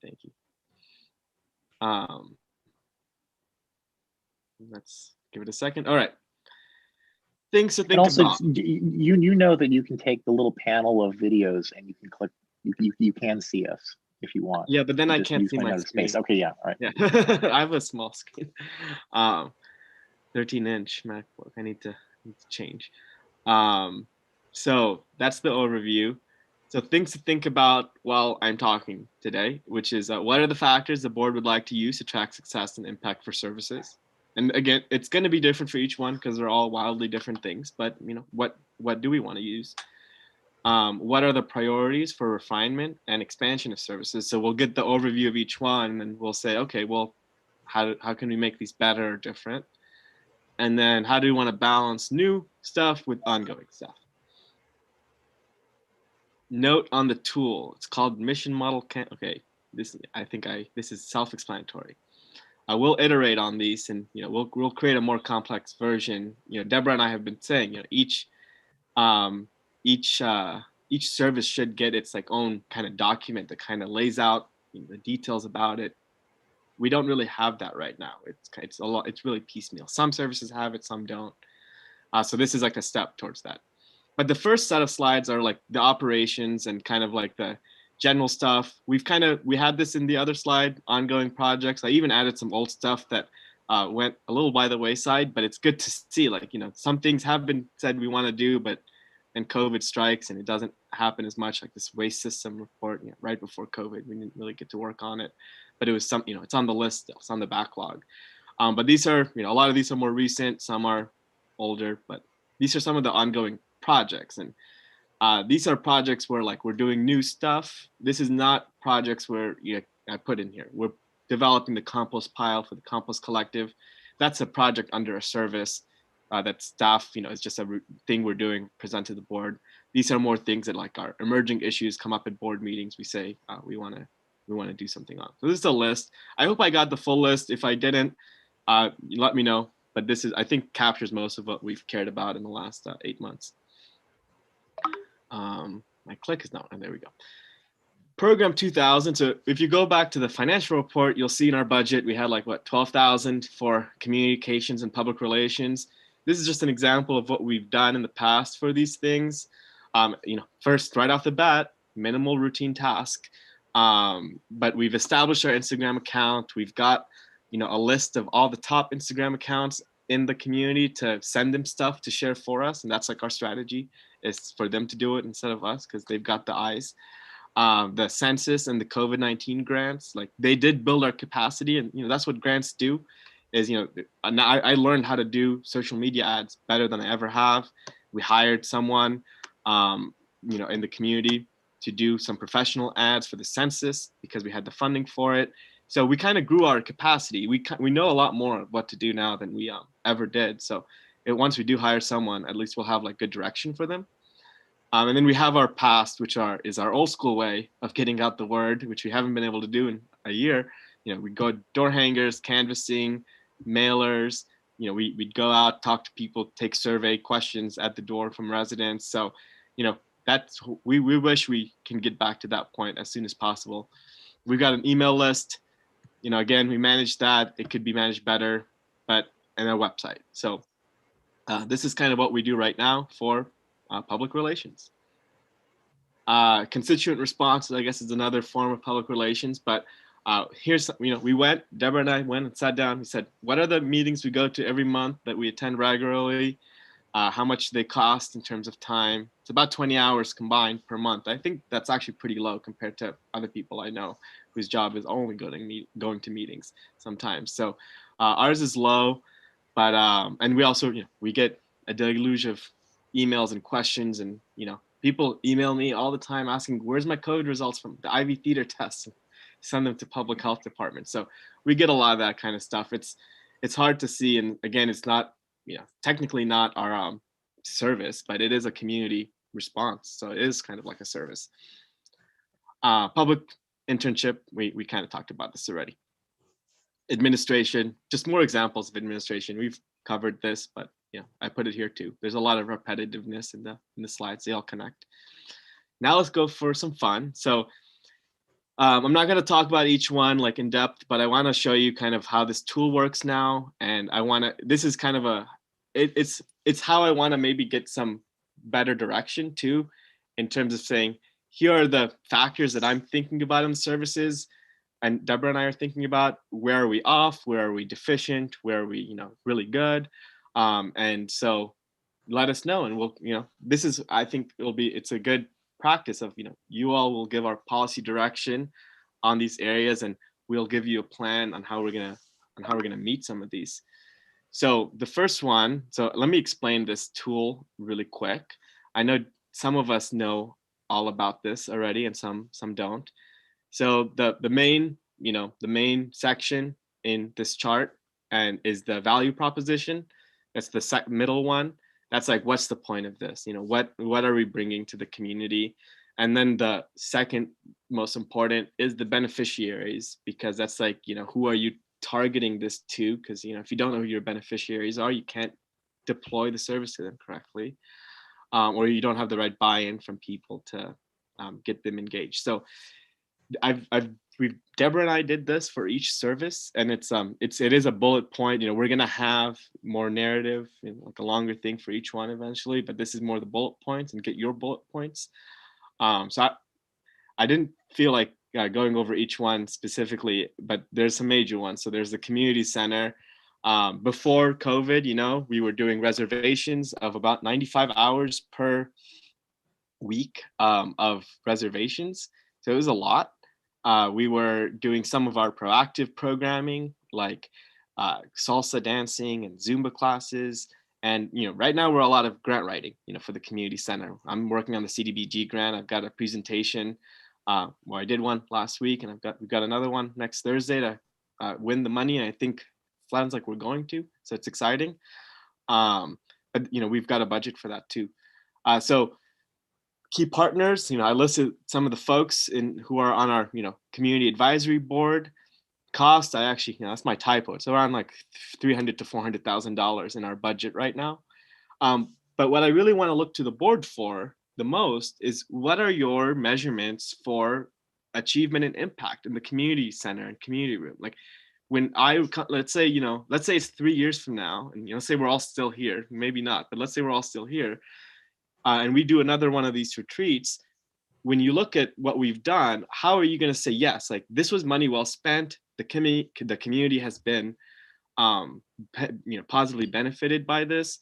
So this is what I would like to ask the directors to give direction on in this section too, especially for the services, is what determines if a service is successful.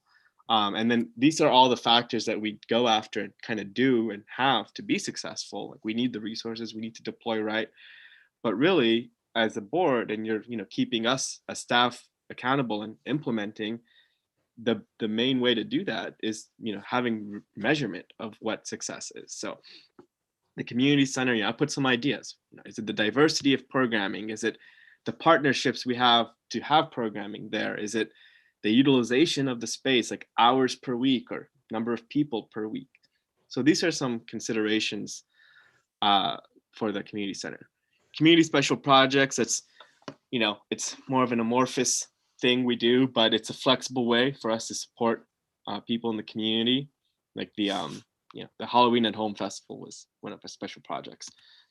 Survivor Resource Center, it's obviously in COVID times not something we're doing as much of, but it's we're providing a local, discreet, and safe location for survivors to meet with service providers. And then everything goes from that. Compost Collective, we're giving residents an easy way to compost food waste and lower their carbon footprint. Community Festival, we're providing the community provide is like is the operative word for me here, because that's, we're service delivery. Provide the community with safe and fun events during weekends like Deltopia and Halloween. Mediation program, provide tenants and landlords an impartial way to resolve conflict. The safety stations, providing residents non-sworn, unarmed public safety contact point during busy nights, and letting the CSOs dispatch faster. See, this one has 2 points. It's also the oldest service. So interpersonal violence investigator, providing residents that are survivors of interpersonal violence crimes a dedicated contact and law enforcement who's trauma informed. Parking, we don't have any ongoing service in parking. Ivy Beautiful, provide the community the way to report and resolve beautification issues, and provide a work experience program for houseless residents. And then this one based on what I've been hearing, it's something we're excited about. So maybe we'll fill this one in eventually. but I put a blank one out there. So that's a easy overview of the services and what they kind of do and don't do. So I wanted to maybe hear, from the board, are the value propositions right? Are who we're trying to serve here right? Obviously it's a small chart, so I can't get everything in anyways. But really, what are your ways to measure success for the district? That's something I think we should look at moving forward. And we don't have to develop it today, obviously, but maybe some ideas or brainstorms of how would you measure success for these services? So, and obviously that'll be in the priorities more discussion, but any questions or quick comments so I can keep going. I think Bob, you have a question? Yeah, I just think that it all relates to when we're looking at,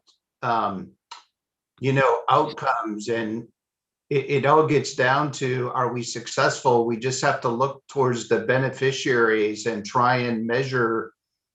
You guys have a nice chart over there of who we're benefiting, and then we have to say, how did we benefit them? What's the measurement that says, hey, we I can't read it because the pictures are in the way, but we should relate all the outcomes to who benefited from it, and that's how we prove our success. Yeah. Well, yes. Jonathan, could I ask a quick question? Has there ever been a community survey done asking people what kind of services programs they'd like to see at the community center? Oh, yeah. Well, at the community center, there's been years and years of surveys and process and meetings and, everything under the sun that anyone can ever imagine has been done. And then we had the Legacy Works report, which hoped to consolidate all that. And that's what we kind of go over when we're thinking about community center events, is that report, since it's supposed to be like the report of reports. I'd love to see that, by the way. Yes, I'll send it over. Okay. I put the opportunity matrix, which was another outcome of that Legacy Works progress, in the retreat prep, but I actually don't think I put the community center report in retreat prep. So let me put that in my notes that I will. That's one of my retreat follow-ups. I'll send that to you. Awesome, thank you. It's a great report. We use it to apply for grants. I literally copy paste sections of the report and apply for grants for the community center. So it's good. People like it, and it's a reputable organization. Anything else on this? Is this a useful tool? I mean, I guess that was my first thing, is like, are these the kinds of things that you all want to think about when we think about our services? Like, are there other things that maybe we don't think about that's not on here, or that you think about that aren't on here, or something? Is this helpful to you, or do you want other kinds of information to know more about our services and how to make them more successful? One thing that's always kind of difficult. I'm sorry. Go ahead. Well, one thing that's always kind of difficult when you're an organization like ours is that we have such a large number of things that we are able to work on in some sense. I mean, if you are a wastewater district, you have a number of things you can do within wastewater, but I feel like your focus is a little bit clearer with respect to the environment, trying to manage the environmental impacts versus the potential on, particularly for the water district, something, water quality, things like that. But in our case, we're able to allocate, budget towards, for example, compost issues and things, and trying to figure out when we bring on new programs such as these, is it providing the same, like, from the perspective of allocating some part of our tax budget to it, is it providing the same amount of benefit as something else that we're doing? Should we be weighing off? I mean, you can imagine, for example, cases where you look at this and are just like, oh, we should be spending virtually all of our budget on some public safety problem that is like some incredibly core thing, and maybe we are. I'm really not suggesting this, because if nothing else, I've brought to the board many of these things that we're doing, these other things we're doing, but like maybe we're wasting time on everything else that we're doing, and we should be spending all of our time on some particular public safety problem. Straw man, because that's the opposite of what I do, right? But it is, so when you ask the question of like, how do we determine if a project is even successful? I think you could also ask the question of like, how do we quantitatively, in some sense, does that even make sense determine that a project is valuable at the level that the other projects are valuable, and what it's worth spending on it. What percentage of our budget should we ever spend on individual things that we're working on? Yes, I don't know. Honestly, it was a hard question. It's a good question. Jay, I think that's a good question. And just to piggyback that, one thing that comes to mind when I think about the mission achievement / impact factors that I think applies to just about every single one of these and is kind of implicit, but I feel it's good to say it out loud, is increased utilization. Whether that means more users of a service, whether that means more organizations that are utilizing the service, whether that means more requests close. I think that that's something that should be a goal of just about every single one of our programs that we have. I guess actually from that perspective, then kind of like continuing from what Spencer just said, not putting words in Spencer's mouth at all, because I don't think he would even agree with me, but continuing from that thought and then going back to what I was talking about. I mean, like I would like, if I look at, for example, like the safety stations, this is something where every year we get our summary of the status of the safety stations. And one of the things that I always stare at there is, well, how many escorts are happening? And then what are we really paying per escort? And is there maybe a more cost-effective way of accomplishing the number of escorts, or how can we rebalance the people there? And I think in some cases we are in an interesting position of actually being able to analyze something like that. But then there are the non-tangible parts, which are, for example, I love, like, as much as I poke at the safety stations constantly over the escort part of it, the presence part of it, and the non-officer reporting part of it is something that is maybe invaluable, in the sense that just a few handful of incidents, which we have examples of, that have allowed people to report something that they might not have reported otherwise, or they might not have been, whether they were too far away from officers and they didn't realize that officers were an option, or would not have ever talked to an officer, is an interesting balancing act of trying to figure out how could we ever decide the value of these different things. So. Yeah, I mean, that's why I put here, that's the two things: number of escorts and then stories of safety presence. You could measure these ways, but we just have to say this is how we want to measure the safety stations. I was just going to say, I really appreciate how this is laid out. I love all the different boxes. It's a very transparent way to look at services, to see what you're spending, what your goals are, who you're including. And I find it really easy to read and very helpful. And then, yeah, that's all I wanted to say. I like it. Thank you, Kirsten. You can thank UCSB for my grad program teaching me this stuff.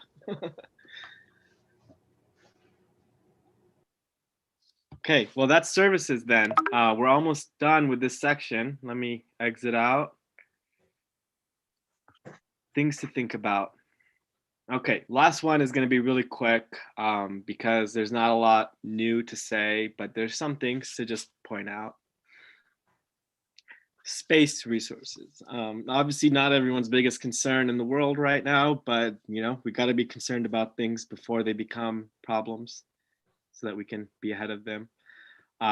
So district space. I think the 2019 report, you read that was actually written towards maybe the middle of 2019, so before we even hired Deborah. So current district space, again, it's pretty much the same. Projected needs and use. We've got the community center coming online. The opportunity is the upstairs office above us, where Ivy Youth Projects used to be. Excuse me. Can be our space or a strategic partner, but it's either $22K a year we'd get in revenue, or $22K a year we'd give up in revenue if we use it. So there's that. The new compost pile is coming online at Estera Park. I was there yesterday. It's pretty much done, and IVRPD will be working with a lease agreement with us to operate that for the future. And that's our compost collectives, community facility which they operate, how they connect to the law. And then, the community room has a chance to be mixed up a little bit with the community center coming online.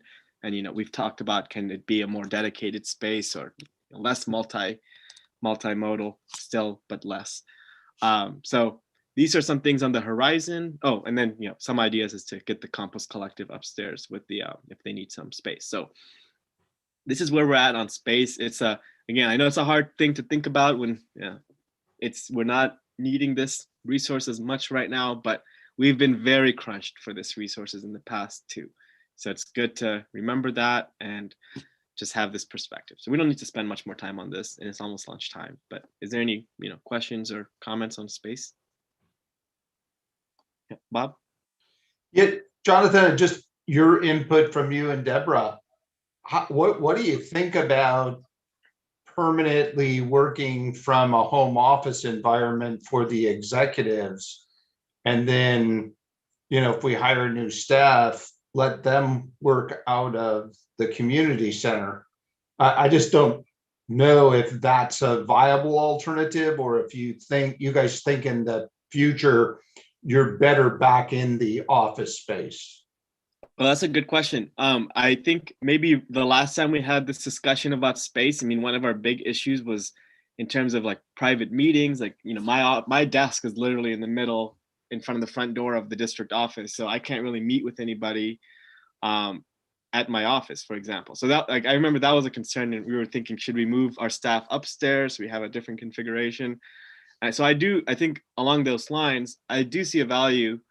And yeah, saying that I'll work from home. I don't need, but I'll still have like a desk here, and I'll still be here as much as I can. But in terms of, if I need a private space to work uninterrupted, yeah, I don't need a space in the building here. That's maybe a waste of space to give me that. I'll do that at home. We can buy, maybe better equipment to do that. And then we can have more space here for like the other staff and, service delivery. I do like that idea. But I still want like a desk and I still have a desk and a computer here, obviously, and I come here to work, but I do mainly work from home, and it does work out. So I think, yeah, the thing that I needed to solve for as a manager was like, I needed a private space to work, which I didn't have. When we wrote this in 2019, we had 4 interns in here, and Ivy Beautiful coming and going, and it was a very distracting place to work. In a good way, you're still doing work, but you're not doing deep work of like, I need to write this report for the board meeting. Yeah, Bob, I'm going to coattail on that because I've been in since I came in of his own and trying to move him around. And we wanted to move the interns upstairs because we thought that it'd create a synergy and they're working together on their projects.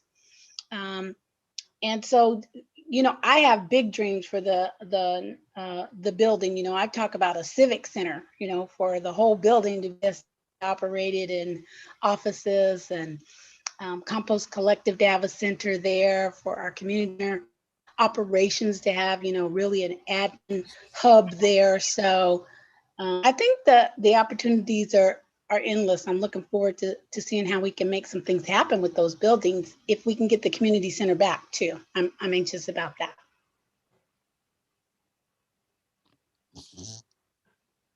Anyone else on space? Great, cool. Well, I say one big takeaway you maybe want to think about is the small room upstairs, which I know our newer members haven't seen.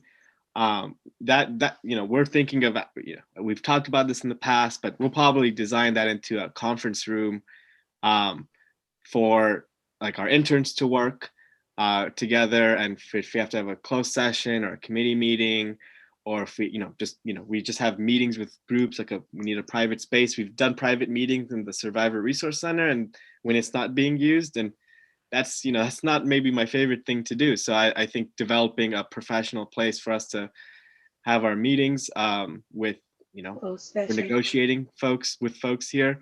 We've done it in the district office. Literally, people come in, interrupt a meeting. It is not professional for the district to do our business that way. So it's a very small room. It's 80 square feet. It's half the size of our office. It's the same size as the small Ivy Beautiful office. So we're not like losing that much space, and it'll also be, it's not noted in here, but the mediation program, when it does go back to being in person eventually, did need a deep really space. private space too for itself to do the private mediation. So we'll end up having something like that upstairs. So it'll And be we have oh, go ahead. we have utilized that room. We've stored things in it. We've taken everything out. So we've really been looking at that space to use it, even just for our board of directors to come in and gather as a hoteling space, or even for Jonathan and I to meet as a hoteling space. So we've been looking at that. It sits across from the old IVYP offices. And we think we could have a whole, administrative operational area function out of that space upstairs. Yeah, and it used to be just one person's office. So we're hoping that's a good change from it being a one person's office used sometimes to a collective space to do work for a lot of different people. So Jonathan, I'm glad you brought that up about the upstairs space, and it reminds me. Have you heard anything more about status of the other units in the buildings? I know there's the conference room, and then there's UCSB counseling as well. Yeah, well, I mean, UCSB re-signed their lease, so they're there for like 5 more years. And the conference room, yeah, it's under UCSB control still right now, which is, maybe we'll talk about that as the lease for the building changes. But yeah, that'll become another space in our, list that we can utilize as well. But that, they do use that a lot already for like the counseling sessions and the group therapy, during the day and up till 6 p.m. So it's not super available, but it is in the morning. And that space, is that leased by them, or is that a common area to the building? Great question. The county counts it as a common area to the building. That's how the county counts it. But part of the lease agreement that UCSB has is that they run the calendar for that space. Yeah, because they signed the lease in 2014, back before anybody was here. That makes sense. Well, I just think it's a good thing for us to think about in the long term. I know we've got our spaces that we want to get in order, but in the future, if space is something that we feel is a need, especially upstairs, maybe trying to work with our partners there to see how we can be most efficient with that space. Yeah, and just the thing to think about, like, I know we have the room upstairs from us, the suite 202. Like, it's exciting to think what we can use it for, but it's also revenue. So, we have to balance the resource of space against the resource of revenue. So, we had built our model on running the community center off the revenue of the 3 upstairs, Ivy Youth Project, UCSB, clinic. So if we ended up saying, we want this space, and that's 22,000 we wouldn't have, but maybe it's worth more than 22,000 in whatever we use it for. So it's a hard decision. These will be hard decisions. I wanted to lease it out the next day, John. Yeah. So I was like, let's lease it. I know they've shown it to the Goleta Valley Library. I know they've toured it before, or so we'll see. So that's space, and then the last thing is, I think we've done a lot of this in terms of you all sharing your current assessment of the district. And I really apologize I didn't send you your answers back to you like I meant to this morning. Again, my computer had crashed. So if you want, I can do that. We can break for lunch and do this in 10 minutes before moving to the next section. It's more up to you. I know we're at 12 now. We're a few minutes behind schedule, maybe 15 minutes behind schedule. So I want to see where you all are at. What do you think about sending us our answers, breaking for lunch, and then we can read over each other's answers maybe during lunch and then come back and go straight into that item? Okay, I love it. I'm gonna send the answers. I told you all, like, without the names, but you'll know which ones are yours, I hope. And then read everyone else's, and that's a good idea. So let's do that. Okay, sounds great. So then we will recess for lunch. We're gonna take 30 minutes, so we'll be back at 12:30. Okay, thank you, everybody. Thank you.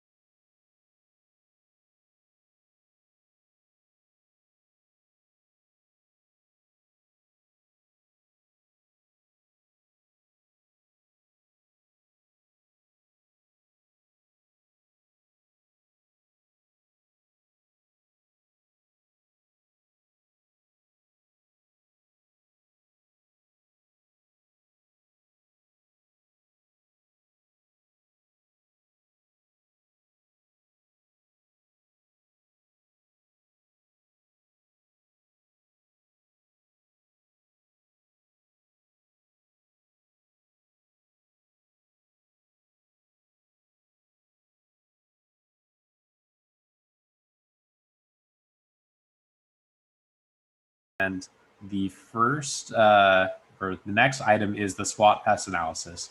I just want to say at the outset, I had a lot of fun reading through this and trying to guess who gave which responses. That was a good exercise.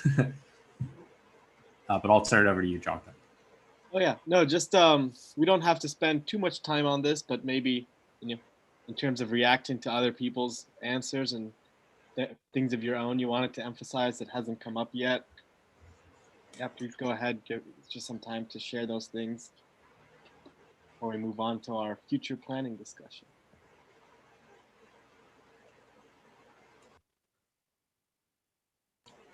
Well, I'll just start off and say I really enjoyed reading everyone's answers too, because we all think about these questions and answer them differently. I know I'm kind of a literal person, so I think I kept my answers pretty literal, and I love to see other directors that have a different mindset and provide different things I hadn't thought of. One thing that I noticed was coming up that we already talked about a little bit today is just the utilization of social media and other tools of communication to really like get our message out there, raise awareness of our services, and control the narrative when it comes to Isla Vista. One thing I saw multiple people mention, and I think I mentioned too, is unfortunately there is still this negative stigma about Isla Vista in the county at large. And sometimes those stereotypes and stigmas are perpetuated by folks who are community partners too. So it's anything we can do to control that narrative better and talk about all the positive things that are going on here in IV through more communications would be awesome.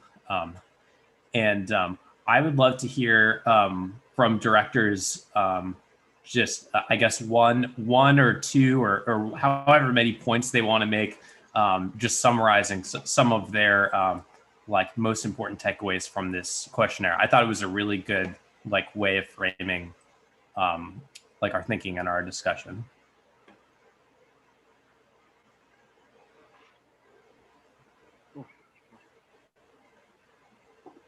Okay, if there's not anything, I know. Sorry, Catherine, I just sent it to you.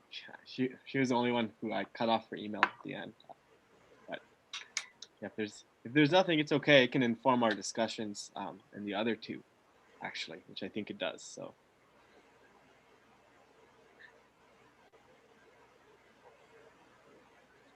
Cool. Well, Okay. Moving forward, priorities in the future. I think this is why we're all here today. It's exciting to now get to talk about this. Oh, Kirsten, I see you didn't get a chance to read it. Do we want to maybe give people a couple minutes to read it now and then comment? I don't know if you all feel like this would be important to do. It's up to you. It's your retreat. What do you all want? If directors feel that we have the time to do it, I think that it would be good just so that everyone's seen everyone else's thoughts on paper. I know I'm more organized in writing than I am verbally. So, and I'm sure others may feel that way too. So do we want to take maybe 5 minutes? That sounds good. Okay, awesome. Maybe it was too much to do lunch and reading. We'll do 5 minutes.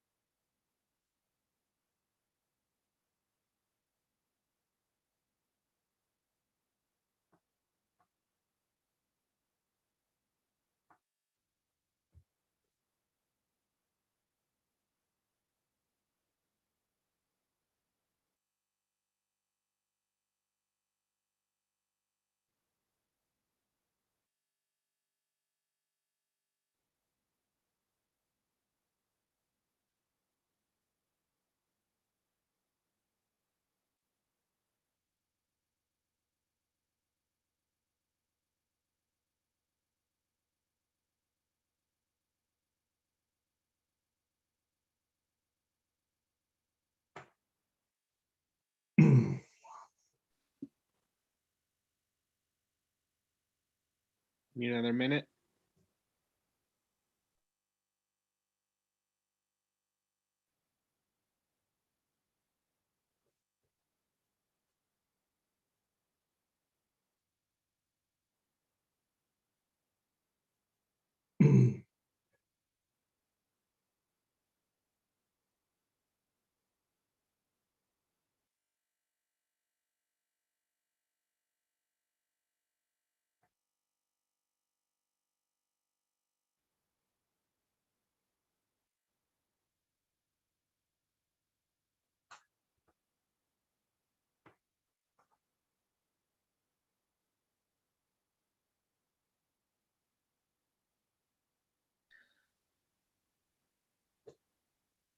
Any reactions or anything to bring up?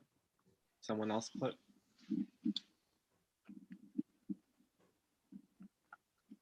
What was the property tax exchange? Is that what it was? Yeah. Or something looking at diversifying revenue and looking at property tax exchanges or property exchanges? Yeah, Bob, do you want to? You want to take that, Bob? Yes. So, you know, one of the things we suggested to like the county is that when we did the community, the community center lease, when we were trying to negotiate that, I know that the county is going to receive residual property tax shifted back into the county's general fund in the year that the redevelopment agency is finally dissolved. It's only like 128,000, but that money used to go to the, and they've gotten a lot back already from the demise of the redevelopment agency. But there is a process that you can do negotiated property tax exchange agreements between government entities. So this would be, hey, we're taking on some service for the county, and here's an amount of negotiated property tax that will shift over to the district. It would be no different than if we consolidate county service area 3 into IVCSD. There's an amount of property tax like 650,000 that we could negotiate, that property transfer tax transfers over with service area 3 responsibilities to fund those services. So there are negotiated property tax exchange agreements. It's the same as the city of Goleta got in the revenue neutrality agreement. When the county shifted services and the city took them over, they did get a negotiated property tax exchange agreement and got a portion of the property taxes that used to pay for county services. That's controversial today because they said they didn't get enough in the revenue neutrality agreement, but that's a whole different issue. So, you know, negotiation of property tax exchanges, you know, are that you get property taxes from for taking over services. Now, does that make sense, Kristen? Yeah, it does make sense. Is there a time that's more opportune than not to do those kinds of negotiations with the county? It generally happens when you go through the LAFCO process to say, we want to shift service area 3 lighting services and open space services or whatever else, their sidewalks, into the community services district. And at that point, it triggers that negotiated property tax exchange. But they could do it before that. They could initiate it at the end of the redevelopment agency, because theoretically, if you think about the demise of the redevelopment agency, there were a lot of county services being provided through the redevelopment agency that shifted back into the county. But the county did get residual property taxes when the redevelopment agencies went away. But I'll be clear with this. when the redevelopment agency went away, the 50% of the property taxes going to the redevelopment agency were coming from school districts. And today the law is taboo. You can't, you're negotiating with the state at that point for those kinds of, that's not a local thing you can negotiate and say, oh, we should get some of the schools money. The same thing Spencer's talking about when we talk about Goleta West Sanitary District. They're also getting money back from the demise of the redevelopment agency, and theoretically, that should be surplus money to the Goleta West Sanitary District because they weren't using it in their rates, and that could be declared surplus money, and they could transfer that back to somewhere else without even having to have a change in services. But is there? I feel like somebody would end up making an argument at that point that like there was a amount of revenue that was supposed to come from property taxes that was supposed to go towards our sewage rates, and so if Goleta West Sanitary got that money, then our rates would go down. And so I don't disagree that there is an opportunity there, but I don't think that's the wrong way of putting it. I want to bring up the concern that it's not going to be as easy as you're making it sound. At least you're just like, oh, well, we'll just talk to them and they'll just give us the money. This is kind of in the weeds, so I might want to stir discussion back towards the goals. But I will say to that, Jay, I'm pretty sure the courts ruled that they could not subsidize their rates with property taxes, and that was illegal. But they still have all those property taxes, interesting. Which is, I think, where some of the issue comes from. Yeah, that is a good point, actually. But no, I love that discussion, and I'm super wonky about this stuff, but I do want to keep us on track. So I don't know, directors, any other feedback or interesting things that you thought our colleagues wrote? Let's save it all for the goals then. Sounds good. That's why everyone's here today. Well, in terms of our structure for this discussion, I've got two things. So let me pull up my share screen. But really, the idea, we've reviewed the last goals. Maybe while I'm pulling up the share screen, if you have that document up, pull up the vision and mission statement too to look at.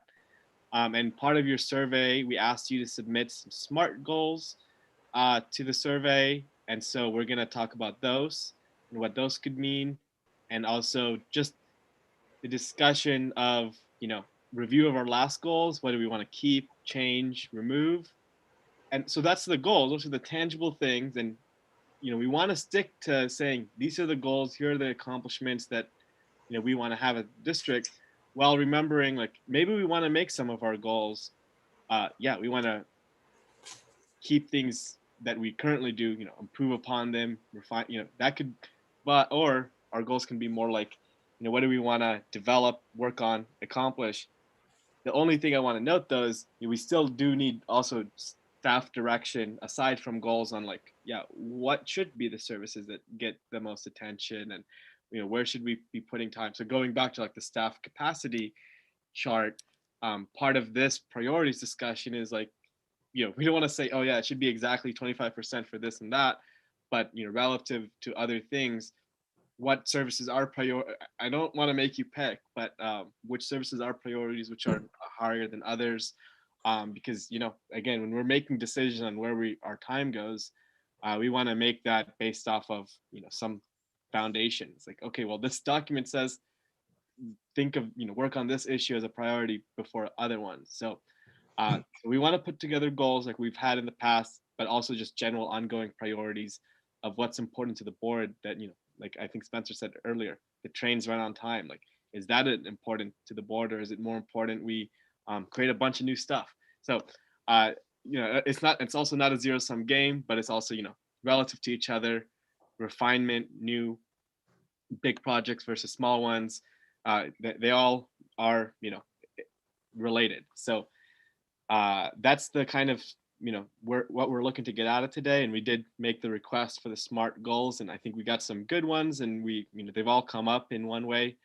during the discussion. So let me get my share on this chart of the old goals, and we can, yeah, let's just start. You know, we'll look through these again. We already talked about them, but let's just do a roundtable before we do like the technical stuff here. Like I have like keep, change, remove. Let's just do the roundtable of, you know, maybe take 5 minutes each, but go through. It's like, what are your top priorities for the district to accomplish in the short, mid, and long term, in terms of like a tangible, smart goal, but also what are the ongoing priorities of where, you know, our day-to-day energy as a district, where should we be spending that? So let's do this, you know, one through 7, all of you, and then we'll do more of the exercise of, oh yeah, this goal looks good. Just, you know, like I deleted 1.2, for example, here, because, you know, that's over. But yeah, we'll do our inventory of like which of these like you really are drawn to keeping and which we need to update. But yeah, let's do one at a time, and you know, let's start with maybe our new folks. Let's hear from you all on our goals, and let's go that way. So who wants to start? Your short-term goals for the IVCSD, and remember, I just want to reiterate the SMART, which is specific, measurable, attainable, timely, and then also what are your priorities? So short, mid, and long term, and ongoing. So who wants to go first? I know I asked you a lot. I'll call on someone. Okay. Kirsten, you want to go first? You're on my screen first, so that's why I asked you. I'm like, no, I don't No, want to go no. first. I think that older people should go first. Well, I don't mean in age, I mean in wisdom. Continuing. I'm happy to I'm not start. prepared. I'm happy to start something. I'm just not. I'm like I don't want to do like a full like. I'm going to say everything I'm going to say, and then Spence will say everything he'll say. But if we're going to do like round table, I can say a couple things, and then we can talk about things, and then so. As I mentioned earlier, when I kind of think about like what the general direction of a lot of the things that are on these goals are, I think a lot of it is about building that local base of government that we, as an area that has classically been, and it's to a large extent still, is operated by the county, trying to figure out how to bring as many of those functions to us as possible. So a big thing for me is taking the powers that we have and trying to shore them up and obtain as much, as I said, local control for that. So as example, the one I brought up earlier, I would love to see us begin talking with somebody about the consolidation of CSA 31 into our district, which has some complexities because their current boundary isn't exactly coterminous with us. But I think that the way in which it's deleted, people might be okay with that. I would like to see us work on the Municipal Advisory Council very strongly, and it's something in order to try to gain more influence over the ordinances that apply to us and the general, more higher level county functions that happen on Isla Vista. Jay, so I'm sorry to interrupt you, but I'm wondering maybe if how we want to approach it is first go through section by section on our previous goals, and then maybe once we get through with that, then if there are other new goals that you have ideas for that haven't been covered under our previous old goals, maybe that's how we want to approach it. Just a thought.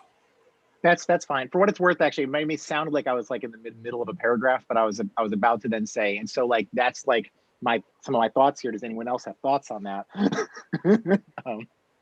Let me give an example of what I'm thinking here. Yeah. So I'm looking at Board Goal 1, launch of the Isla Vista Community Center.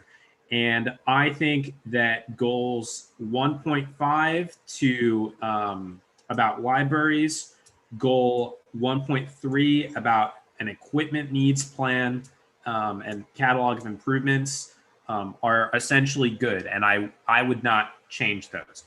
I think that 1.1, 1.2, 1.4 need a little bit of updating. 1.1, I think we need to set our sights on. So at the time we wrote these, we had staff, and then of course COVID threw everything up in the air. So I think we need to focus on getting our staff fully hired and developed, and reopening the community center and community room. So to the extent to which this is what we're doing, I agree that, but I think you and Jonathan should just run this, because otherwise, like, for example, the idea of like, let's kick it to our new board member, please go through all of our old goals and tell us which ones we've accomplished. Yeah, so, okay, wait, really quick. So that's not what we're gonna do at first. I do wanna do a roundtable of just your general thoughts of our priorities, long and short term, and then we'll get into this technical stuff, because it's harder to do. So we want to just do a roundtable, like share your thoughts. So let's take this off the screen then. Let's end the screen share for a second, and we can do general priorities. Sorry for throwing a wrench in there. I got confused. No problem. Well, yeah. So Jay, I think that was good though for that. If you have anything else, but someone else can go. I guess I'll add one more sentence, which is that, but this is like less timely attainable. But I want to continually look at how we can be moving towards the ability to eventually be a city, and checking off the boxes about being like really solid with LAFCO, being really solid with the way having control over the powers that we have, figuring out how to, and this is a slightly separate one, figure out to always decrease our police budget, not budget like our budget, but like decrease the county's expenditure on police, because that's one of the big roadblocks on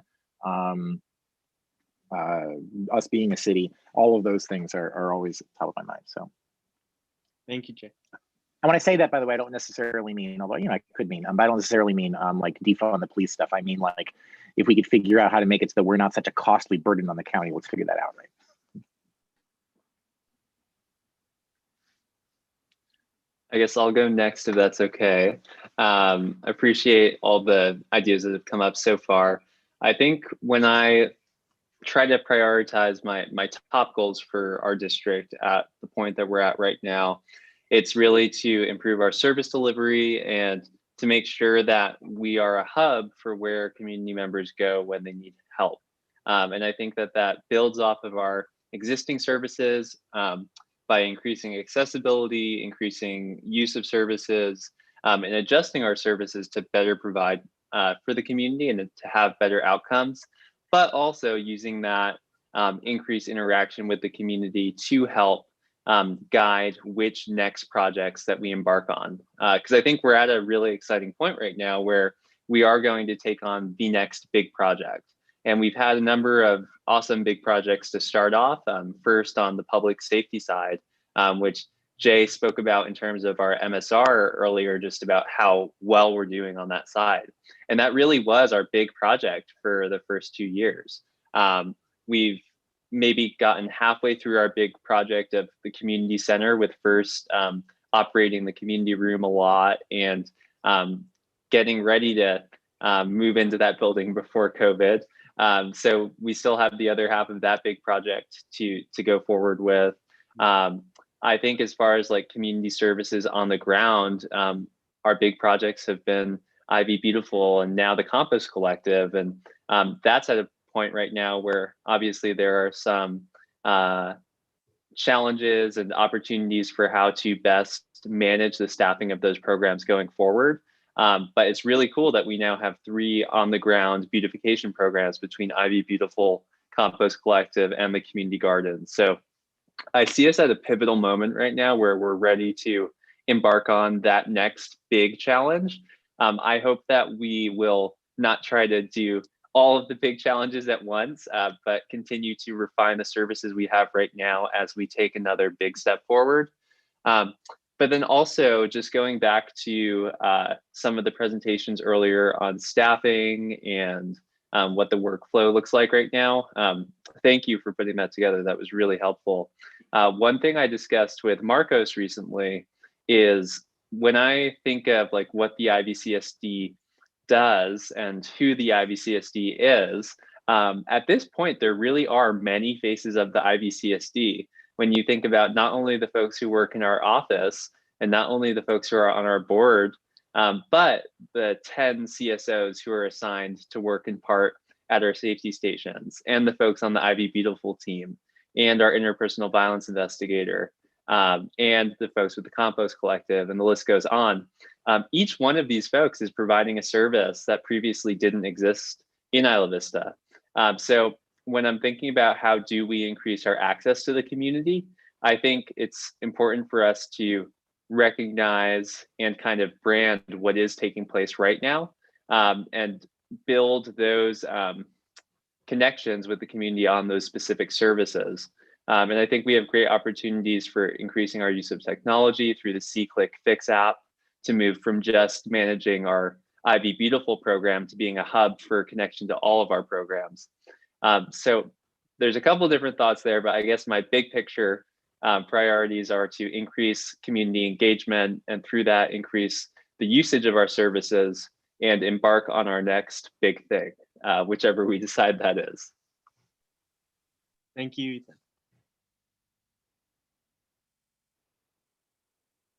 See, we're returning. We have Bob and Spencer left, the returners. You know, I'll just chime in a little bit that, you know, a well-functioning community services district becomes a collaboration of different services that eventually in many areas end up putting you in a position to really become a city. And if you look in our county, I believe, I know that the city of Buellton was originally a community services district. So it's how do you get enough synergy under your community services district to then finally get to the point that you somehow are able to actually fund a city. And when you talk about the difference, the big difference of being the city, the county, or a community services district, the big money that you can't fund, or that is the breaking point, is really policing services and planning services. But there are two huge functions if you look at the city of Goleta. The city of Goleta contracts with the sheriff for their policing services, and it's their biggest contract. It eats up a lot of their revenue, but they have good visibility. They have their own police force. They got their own cars out there. I think they've done a good job on, you know, doing some public works improvements that improve public safety. And then if you look at their planning effort was huge. But you know, you got to look at your community and say, well, what did that result in? It resulted in a huge amount of residential development over the last, since they became a city, and there's still more residential development that were approved in the pipeline, which caused a reaction to then get a new board and say, hey, we went too fast on this and we need to balance this out. So, you know, eventually to become a city, like Lanny Epstein asked, you know, Jonathan and I looked at this a few years ago, and Jonathan goes, you know, I think we could make it someday. And I think he's right, but we still first need to build the community services district with additional services and show we can deliver to take that final step to become to cityhood. And so I don't know how we put that out there, that someday we think that's the right thing, but I don't see it happening before, like Lanny says, let's do this in 2028. I just don't think that we'd be there yet. And then my other thoughts on the goals were, you know, like I look at the launch of the Isla Vista Community Center. I think the key thing there that we should add as part of our goals is really to get an agreement with the county, so that we can do the next thing, which is to create and plan the various infrastructure improvements that we would need to do to that building to really bring it about. I already think we're doing a great job on the public safety services, but I think there's work to do there.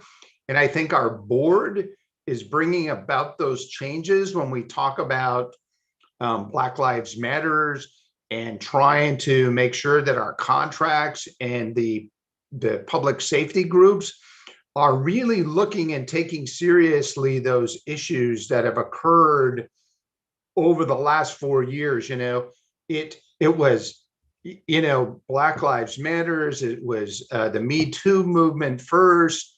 It is now COVID and all the, and how we redo planning, I mean, public safety is just a huge issue that needs to be considered. And then the last thing I get from my perspective is, I really enjoyed that planning meeting we had the other day with the county. But I also felt personally a huge disappointment that I was part of an effort that ended up in failure. Meaning that we went down this road of doing a community plan for Isla Vista, and we put 20 years worth of effort into that community plan.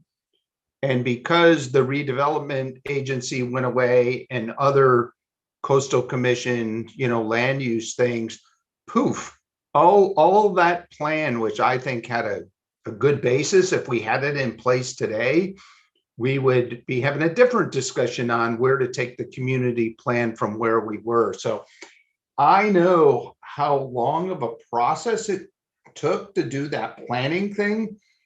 And I don't know how to make it shorter, better, and more efficient, especially since you heard really clear at that meeting that we really want the community involved. And we want the community involved in a different way than maybe they were involved before. Me Too, Black Lives Matters, the disproportionate way that we provide services and that the poor don't get their fair share. I look back at that planning effort and I know how grueling it was. And it just scares me to go down that road again about how can we get there without this huge effort that we had to make to get it to the point where it failed. Anyways, that's just some of my thoughts on this. Thank you, Bob. That was good. Thank you. Spencer? Thanks, Bob, for all of that.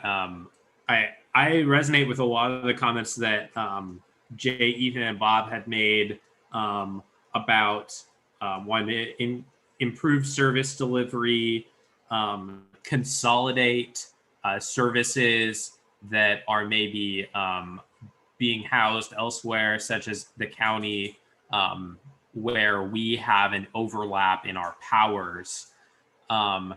And really, when I was answering the question about what our biggest weakness was, I realized that our biggest weakness is pretty simple. It's that we have an imbalance between what the community demands in terms of public services, what the community needs in terms of public services, whether that is something related to the way that policing and law enforcement is done, the way that public safety is administered, or whether that's related to the options available for waste disposal and composting, for example, and our residents having a very unique affinity and interest in that sort of a sustainable living service. And so I really think that that's just an important pretext, or sort of, I guess, it's a background that is always at the back of my head when I'm thinking about what direction we can go as a community services district. I think that the most important thing we can be focused on right now is reopening the Ivy Community Center. We know that that's not going to happen overnight.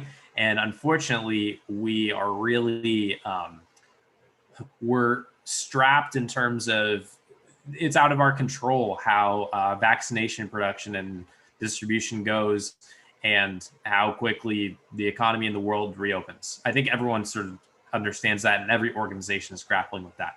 But I think we should be prepared and ready for that to happen. I actually put that as my March 2022 goal, was to have the community center open with full-time staff, full-time programming that's organic from the community and in-house, provided by our community center staff.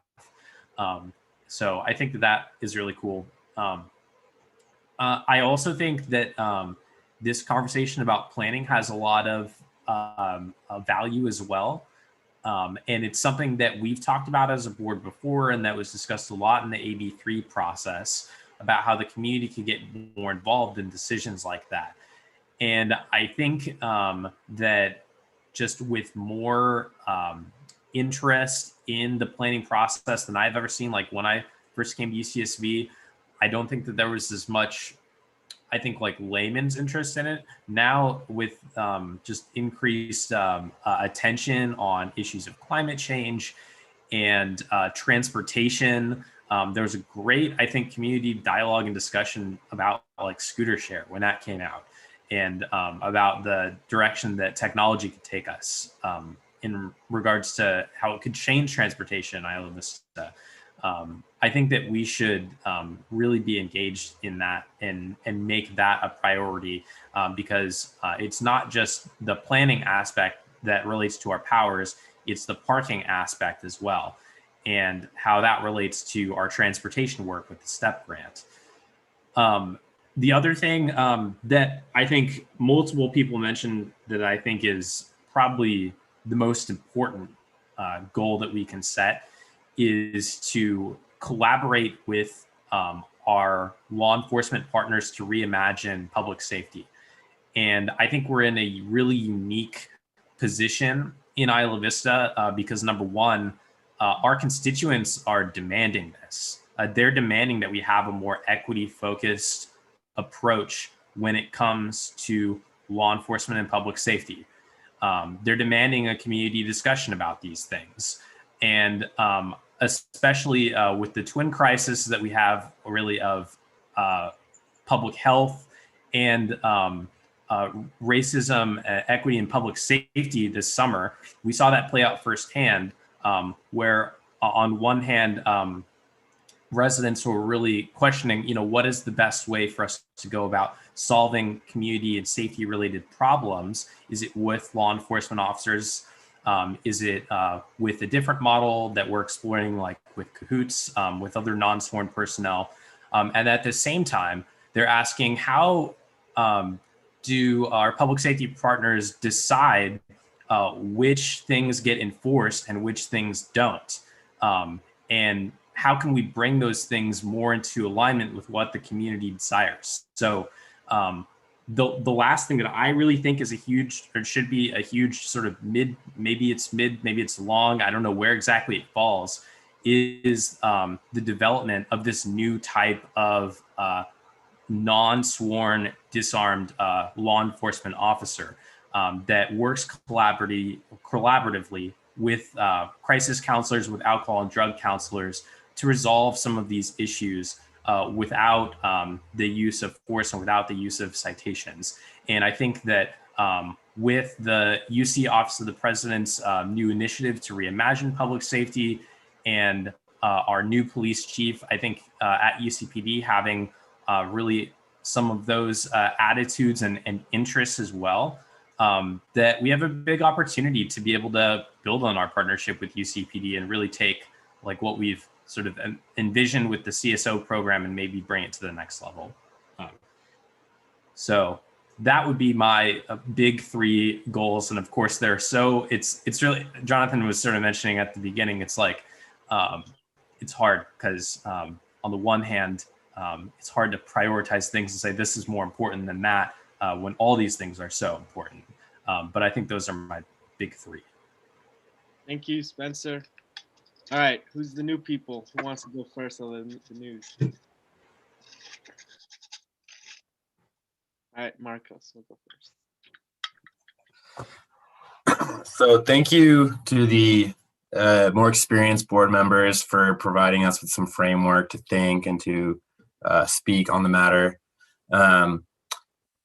There's, like I said earlier in this retreat, it's easier for me to think about more abstract concepts, and I'm going to try hard to be concrete when I think about my goals. I really was able to identify with Spencer's last goal just now about policing and how it connects with my dreams of a cultural shift in Isla Vista. We have this big positive asset that was mentioned in the SWOT review answers by someone about how like our community is really social. And there were times when me and Ethan were discussing some dreams about IVCSD over summer, and how if you see that social interaction outside, it can be a sign of community health, both mental health and public safety. And so there's definitely a very recent era in which policing in Isla Vista is very positive and viewed very healthily. And tons of factors have shifted that over the years, and we have extreme public scrutiny when it comes to things like Black Lives Matter, and as well as just community policing, race and equity issues out in the public space. But we're in the middle of this pandemic, and so those rules are really blurred. We see that on sunny days, we have hundreds and hundreds of kids gathering outside to have fun, which is an important part of their mental health, but also a big concern. And where do the police, where does enforcement of these policies come into play? How do we have this in a nice, fair, and equitable way that everyone who deserves a chance to be outside is taking it? I see that there is a very possible realm to have a policing program that involves, I'm not too familiar with this idea of non-sworn, but the unarmed idea, the cultural past of the Ivy Foot Patrol being on bicycles and going around and just having conversation with students who are outside. They're not being a threatening nature of, is this police officer speaking with me because I'm doing something wrong? But more, they are your neighbors too, recognizable faces, which is what Ethan mentioned about our service providers. How do we have a like neighborhood type of energy between all of us and that kind of accountability? And that also goes for all of us as citizens. What is our accountability to our neighbors? And that's part of my bigger, more abstract dreams of there being a culture of service here, and that we are like respecting the land, that we are respecting our neighbors. We're respecting the permanent residents of Isla Vista. We're respecting the neighbors that are not necessarily humans, the trees, the oaks that have been here for centuries. How do we keep these like things that make Isla Vista really unique, but we allow new seeds to sprout? And I think the two cultural things that like I have a lot of intrigue on are this policing factor, and then also the idea of there being a library branch. And the quick like expansion on the library branch idea is that through my experience with the UCSB library, we're constantly trying to figure out what students love about the library. Is it the books? Is it the Wi-Fi? Whatever. My like most honest guess is the interaction they get with each other, the community engagement of just seeing familiar faces. This person studies on the 4th floor of this computer, and I like to study at this desk over there, and you become friends, even though you have nothing academically in common other than the space that you share. So I think that if we expand, exactly, it's Club Davidson. It's a really important thing. I've been lucky to be a part of it for a long time. Students miss the library, it's obvious, but there's tons of people that feel not welcomed in the UCSB library. And how do we make sure that Isla Vista holds on to a tradition of being welcoming for everyone and inclusive for everyone? Tons of people I know who have moved here much later in life, not traditional students, not students at all. There's something unique about this neighborhood that allows people to stay, whether they are on the best of their luck or on the worst of their luck. There's something really healthy and healing about this place. I think a library and the services it can provide can really open up community engagement. It doesn't have to be just about books and reading and literacy. Those are dear to my heart. But in the brief conversation I've got to have recently with Allison Gray about the mobile book van program, it's going to be mostly on us to make sure that the library keeps up its end of the deal and it happens. But it's going to be on me to make sure that like they know what Isla Vista needs and they know how to react positively. So I'm really excited for that project to come down the line when we do have the ability to gather public of all different ages I'm excited about the project that we're working on with nightlife and talking with parks about how we have community events like Pardall Carnival and Get to Know Your Neighbors Day, which isn't necessarily our event, but how do we support that culture from a district? And I think that comes up to ideas of policing. And just these like kind of more just random like physical concrete services that don't necessarily like they rely on planning, but the average citizen sees it in policing. They see it in like the faces of providing service. So those are the two main things that I'm very confident about like putting my energy into is safe policing and more of this like library expansion and not just focusing on books and materials, but focusing on community engagement and service to one another. Thank you, Marcos.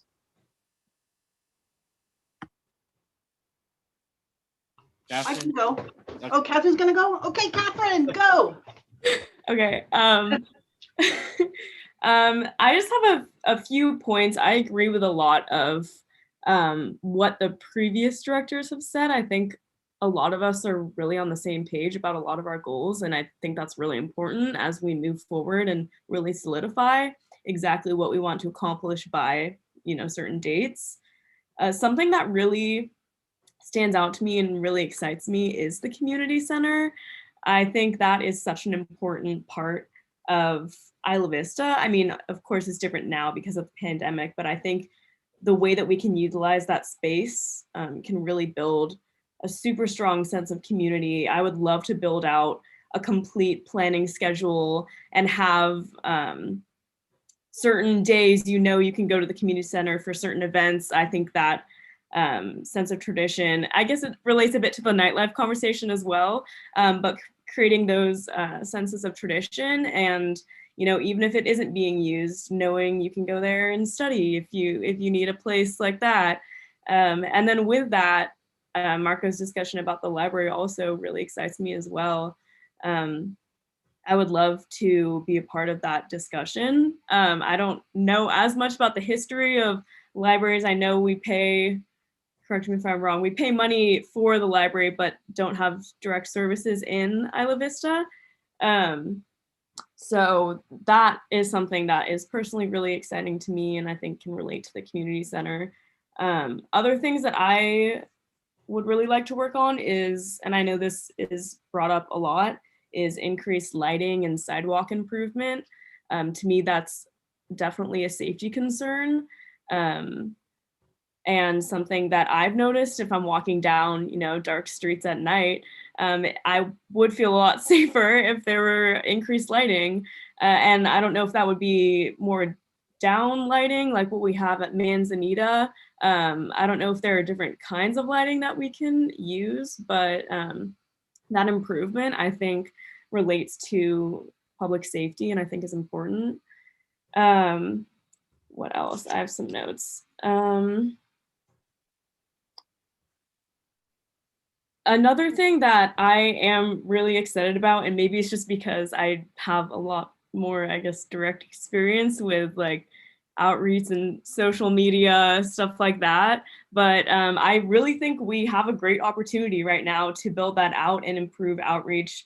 I mean, not just through social media, but making our services more accessible because I think because we are a younger district, I think maybe our services aren't as established in the community as opposed to ones that have been here for decades or something like that.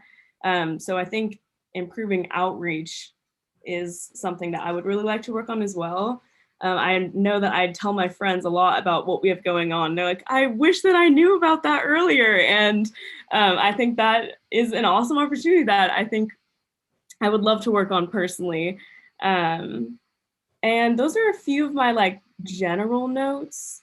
So I guess my 3 right now would be like community center operations. I think that's more of a direct future kind of thing, something that we can start working on now, even just thinking about, how we want to plan out schedules for community programs. And then lighting, sidewalk safety. I think that also does relate to the long-term planning that we have been talking about. And there was a lot of engagement, and I'm really excited about that. And then improving outreach as well, not obviously just through social media, but through other avenues. I think we have a really accessible website, and that's something that I think is super helpful. I know I referred a lot of my friends, especially for COVID related stuff, I referred them to our website, and I think it's really easy to navigate. And so like building on that as well, like having a place where you can sign up for the weekly emails on the website, just small stuff like that. So those are a few of my thoughts right now. Thank you. And last but not least. I'm so glad to have gone last. I could not have articulated anything if I had gone first, because it's so great to go last because everything amazing has already been said. So so what do I have to say? I agree with so many of the comments. But I just wanted to say something that I really appreciate about Isla Vista, and that I really appreciate about the IVCSD. I was a student at UCSB, and I lived in Isla Vista and a long time ago, but I you know, obviously have a lot of connection there. So I used to work for the city of Goleta, and I worked at the city of Goleta when it just became a city. And so I'm very familiar with being in a small organization and seeing it grow, and all the demands that happen in an organization. There's pent up demand, and then there's more, there's a lot of expectations when you become an entity that is responsive to people. And I just want to have just a shout out to you, Jonathan and Deborah, and all of you who have been on the board for a while. You've just done some really amazing things in a very short amount of time, and it's not easy to do. And it's just, you've really given, I just feel really glad to be on the board, to be able to contribute, hopefully in a meaningful way, to what has already seems like a very solid foundation. And especially like going through the financials, I mean, my goodness, it's like, what an amazing problem to have, $784,000 to spend on whatever we want. Woohoo. So a couple of my comments, and these will definitely are similar to what other people have said. I think one of my priorities definitely, I don't know if this fits into goals, but I really think it's important for staff, more staff. Jonathan, you do an amazing job. When I look at all the things you do, I'm just blown away. But I think that there's an opportunity in hiring more staff for you to be more strategic in your thinking and have some time to think. You've spent a lot of time doing, and it's important to have time to think and to plan and to have that kind of that long-term engagement and on big issues. So I think developing staff and hiring staff to build out and provide more authority over some of these services is important. What Marcos talked about being a service community and engage, and Catherine talked about engagement. I'm a big believer in having a strong either a public information officer or a community engagement person to really be pushing out who we are, what we do, why it's important, and why you should be engaged. And that's something that a PR type person does. And that helps us. It helps the community. It helps IVCSD because it helps to build our reputation. And as we build our reputation, people take us more seriously. And as they take us more seriously in the Board of Supervisors, in LAFCO, in the City of Goleta, then all of a sudden they're going to see us as equals. And so I think that that's so important to have that real focus on pushing out all the different things that the community center a community district is doing so that we can build that reputational trust. So I think that's a big priority. I love the idea of what Marcos talked about creating spaces. People need space. People need space to congregate, to get together, safe space, safe in terms of non-parting space. We call it sometimes on the campus, we call it collision space. Places that aren't specifically designed for one thing, but when you get together, things happen. So I think in the community center is definitely going to be that. There'll be programmatic time and maybe non-programmatic time where that kind of collision space can happen. Another thing that I think, so public safety definitely, of course, and the tie-in between safety improvements on sidewalks and lighting, obviously is super important. I love the idea of reimagining police in terms of like a non-sworn type entity that is providing information as opposed to enforcement, that information is happening first as opposed to a punitive enforcement, which sometimes doesn't work so well, as we know. I think parking, having a long-term parking program is something that should be on the list. And then a last thing, and I don't know where this fits in, but one of the things I think is a real challenge, and it really, this resonated, Spencer said something in the planning meeting, that when the whole, becoming AB3 process was going on, there was that, if it's not about us, it's not about us, or if it's not with us, whatever that was. No more about us without us.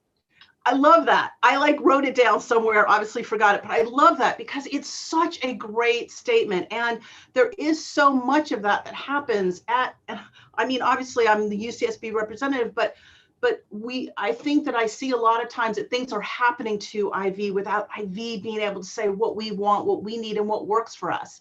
And maybe that's why Bob's saying that he feels like this planning process is going to go out the window because it was a while back and it wasn't as maybe meaningful engagement as it could have been. I don't know if I agree with you, Bob, but I'm paraphrasing. But one of the things that really strikes me a lot is the way that our community, Isla Vista community, doesn't have control over ordinances.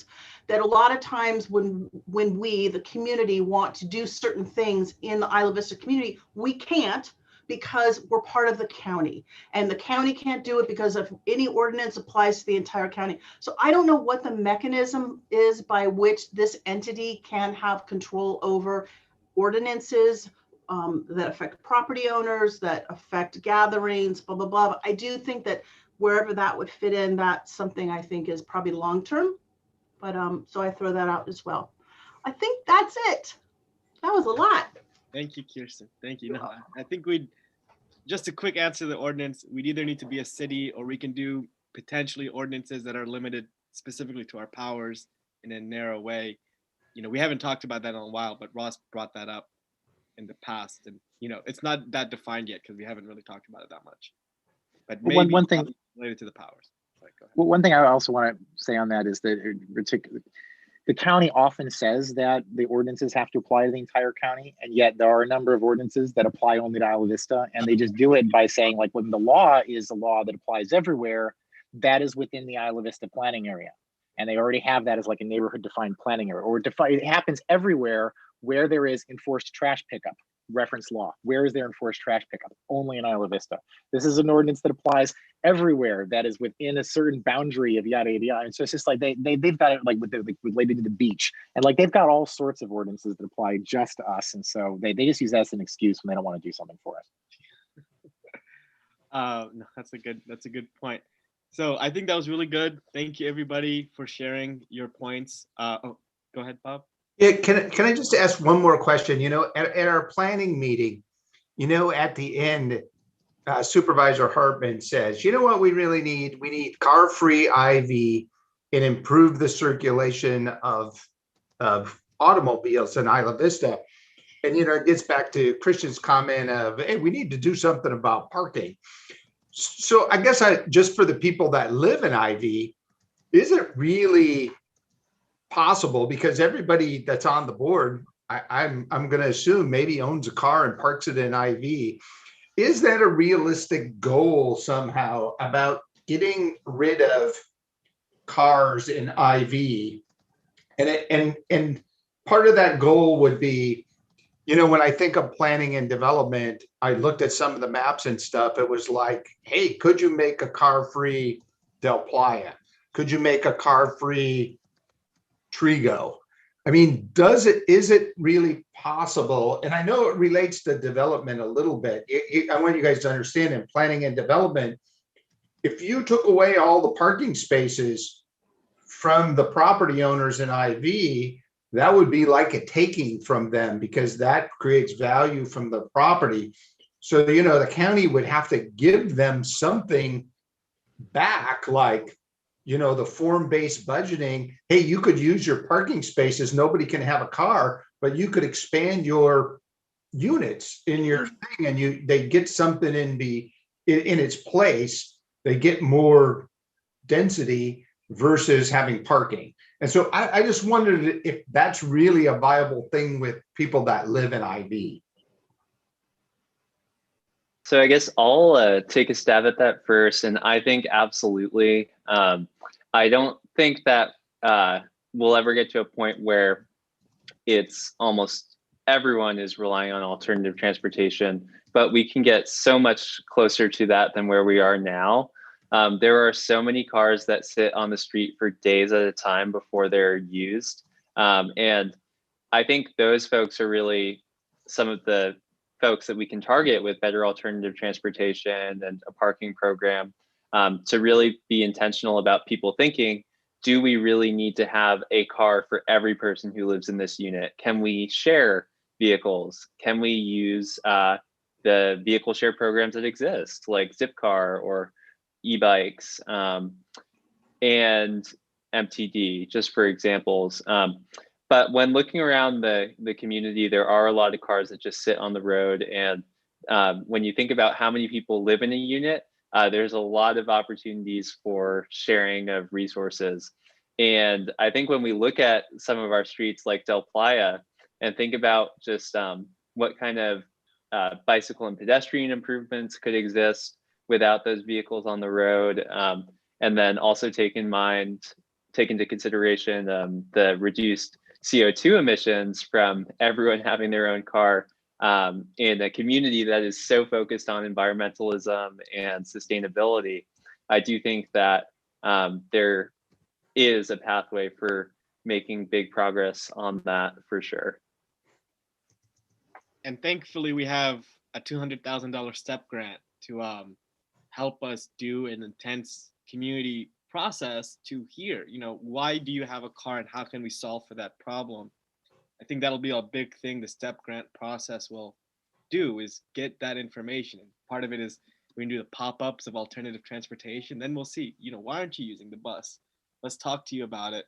Is there an issue? Why aren't you biking more? Do you not have a helmet? You don't feel safe going to Santa Barbara? Is that really it? So the STEP grant's going to do a lot of different, things like that to help get that information out. So I think that'll align with our transportation parking goal pretty well. And one thing that I think is kind of a challenge that we have to face is the expectation of new residents when they move here. And one thing I was thinking about earlier was, say if I was graduating from high school and going to college in San Francisco or New York or another like very urban area, I wouldn't even be considering bringing my car. When I think about going to UC Santa Barbara, I do think about a more suburban space. But when you think about Isla Vista, we're an urban island within this suburban community that has the same density, same population density as one of the most urban areas of San Francisco or New York when talking about residential areas. So I think that's also something we have to work on as far as cultural change of building understanding with our educational partners of when recruiting students or when assisting students in moving to Isla Vista, helping educate people that like, hey, since it is so dense here and since we do have people living on top of each other, we really do need to work to maximize the space in a way that's sustainable. I think that that's a really important thing to mention. And what I would add to that is that when we think about parking, when we think about planning, when we think about transportation and circulation, in my mind, we need to be thinking about these as regional issues. And inextricably linked is our partnership with UC Santa Barbara and all these things. And UC Santa Barbara, in many ways, has many assets that they bring to the table, potentially in helping solve these problems. Infrastructure access that we maybe previously haven't thought of when it comes to trying to tackle some of these problems, such as parking and transportation. And also, I can tell you, as someone who recently purchased a vehicle, and mainly, there are a lot of factors that went into that, mainly because of work. And I can tell you, I drive more because of my job than I ever did when I lived and went to school in Isla Vista and UCSB. And the only time that I would drive before that would really be for some of the things like essentials, like groceries and things like that.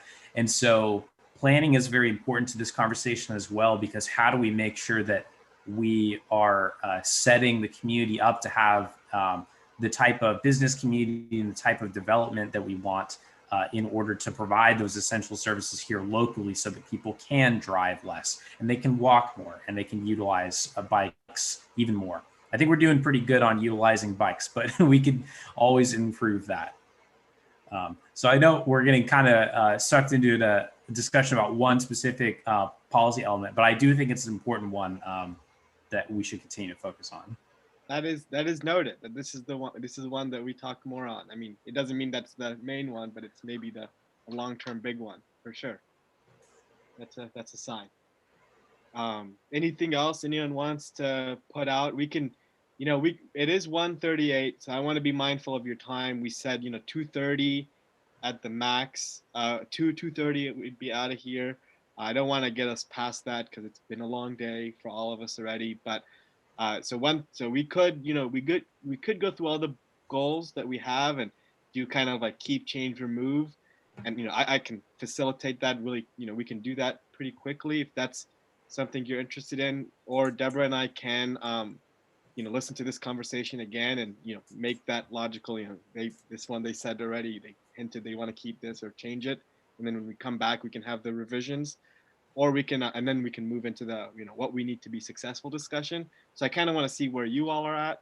Do you want to talk more about the goals, or do you want to move into what we need to be successful? I don't know, maybe you have a lot to say on the other one or less to say. How do you want to spend your time?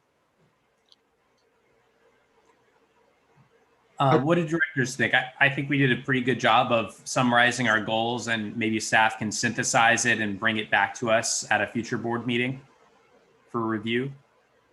Cool. Yeah, that's what. Go ahead, Bob.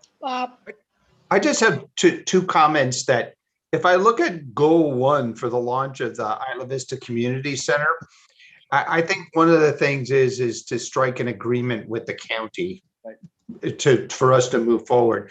And number 2, in improving the safety of Isla Vista, I look towards Marco's comment about what we're really looking for there is a cultural change in the way we're doing policing. And I look at our goal and I don't see that word or that theme about that cultural change. We have some stuff in there, identify community policing projects, which sort of is the old culture. We're talking about something different in that cultural change. So I think we should integrate that somehow into that goal. I hear you. Yeah, that one we'll do a good amount of work on the safety goal for sure, because we had a lot of new stuff today. So we'll be making revisions on that one for sure. Yeah, I guess we'll do a quick review. We have the board goal 3, process for events. So that's we've heard on that one. Community engagement and public awareness. Loud and clear where what resources we need to meet that goal now. Ownership of facilities and infrastructure. I think I heard that a lot from everybody, and that relates to the parking and transportation. And in the long term, coordination of public services. I think a couple people said let's maybe be a city. Well, that's the ultimate. that's a north star of coordination. But we'll do things before that. Planning. We heard that. Transportation, parking. They're connected. Building a stronger community. We heard support on those points. Operation of community facilities. So I think we're pretty good on our goals. We're still aligned. We will make changes, but I didn't hear today any major remove this entire goal and replace it with another one. We're gonna adjust these to meet our change. Things, the world has changed in 2 years. Am I hearing that right? Just don't want to be totally off base what I bring back. Yes. Great. Okay, cool. Well, then I'm glad we are through this and we can get to the last section and you all can have your Saturdays to enjoy. It is a really nice day in IV, so we'll enjoy that. So next up is the what we need to be successful. So we've already talked about, let me share my screen, but we've already talked about a lot of these. I've heard from board members, let's increase our reputation, our awareness in the community, our staffing issues, how we can improve that. But I do have some more ideas on how we can, sorry, I've had the hiccups today. We have some other ideas of tools for our district to help us make us more successful. And some of them we've actually talked about before, and some of them we have not talked about at all before, but I'll just go through these. There's only 10 or 11, I guess, and I'll go through them, and then maybe you all can share with me what you feel are what stand out to you as things that are useful for the district. So let me go through it really quick. So the first one, investment of surplus reserves. We wouldn't want to use it all because it is one time, but that is something where we want to see how we can deploy that to meet some of these really big goals that we've set out. A board meeting calendar. So mapping out the agenda items for the entire year, which I do casually already, but this would be something that the board looks at and says, yeah, we're comfortable with this because it aligns with our goals. So this, we'll get this back to you with the goals in the future meeting. But yeah, the question here is, what are the items that the board finds important to map out in advance? So at the very least, we've got our legal stuff that happens, our service reviews that are, they have a schedule. It's not written anywhere, but they all happen about the same month every year. But maybe we'll routine that. So yeah, what are the items the board finds important to hear at a board meeting throughout the year? And then we'll create that for forever in the future. Next thing, a 2-year budget instead of a 1-year budget. Bob and I talked about this in the past. I think this is the perfect time to do it as we take on some bigger projects. I think a 2-year budget could be a tool in helping us, plan out these things 2 years out and also be flexible if things do change. Integration of the district goals and priorities into the budget and budget process. We kind of did this, but we can take this even further in terms of like actually tying dollar amounts to the goals, or tying the goals to the budgeted items in the budget, so that it's really clear, we want to do this and we're spending the money to do it. 5-year projections also for the district, and this doesn't have to be extremely complicated. It could be simple pro forma, but it could at least say 5 years out we expect to be doing this compared to this based on our goals. Next, staff organizational chart based on the goals. I mentioned this one already, so I think it's pretty obvious. New project agenda item process. I heard this from a couple directors in our pre-retreat. Some of you reached out to talk. So how do we add in new things into the established system that we've got? Just to, it's not saying no new things, but it's like, how do we integrate them in a cohesive way? New project tracking system. So the bold means we've kind of started to develop this, but this is the Scrum thing that Deborah and I have been working on, where we've got pretty much a page for each project now at the district, and what needs to be done for it, and then a page for all the projects. So we can be very transparent and accountable and being, prioritizing them. Service, and then that would be something that the board can help use. Maybe we check it in every, once a month at one of the meetings. Here are the projects, what's priority still, what's not. New service delivery tracking system. That's the mission model canvas that we reviewed already. Staff training and development plan. We have a budget, we use it sometimes, and we've gone to the conferences, and that's training and development. But having like a clear plan of, oh, we want to do parking and transportation. Well, I know a lot about parking in IV because I've lived here 10 years. I don't know actually, things about parking that in the laws, maybe need to learn about that. So things like that, where what are the skills and knowledges that our staff needs to learn to meet our goals. And then the last thing is the staff timeline and resource planner, which we've kind of talked about already, but just, where the next step is what I have now is an Excel sheet that will be tracking me and Deborah's, percent priority of our time over the whole year. So then you can account for things where in June, it's all year-end accounting. So that becomes a bigger slice of the pie, and other things have to become smaller. Being able to track things that way, knowing that different months and different seasons will have a different amount of work, so we can plan out what gets done. So these are some ideas that we came up with, and some short descriptions. So want to hear what sounds good to you all, and maybe there's other ideas like this that other local governments practice that would be good for us. And a lot of these we'd have to write the policy or create the tool, but there's a lot of examples, so it's not as hard to do some of these things. Anybody? I know I throw a lot at you at once and talk, so I'll give you a second to digest and respond.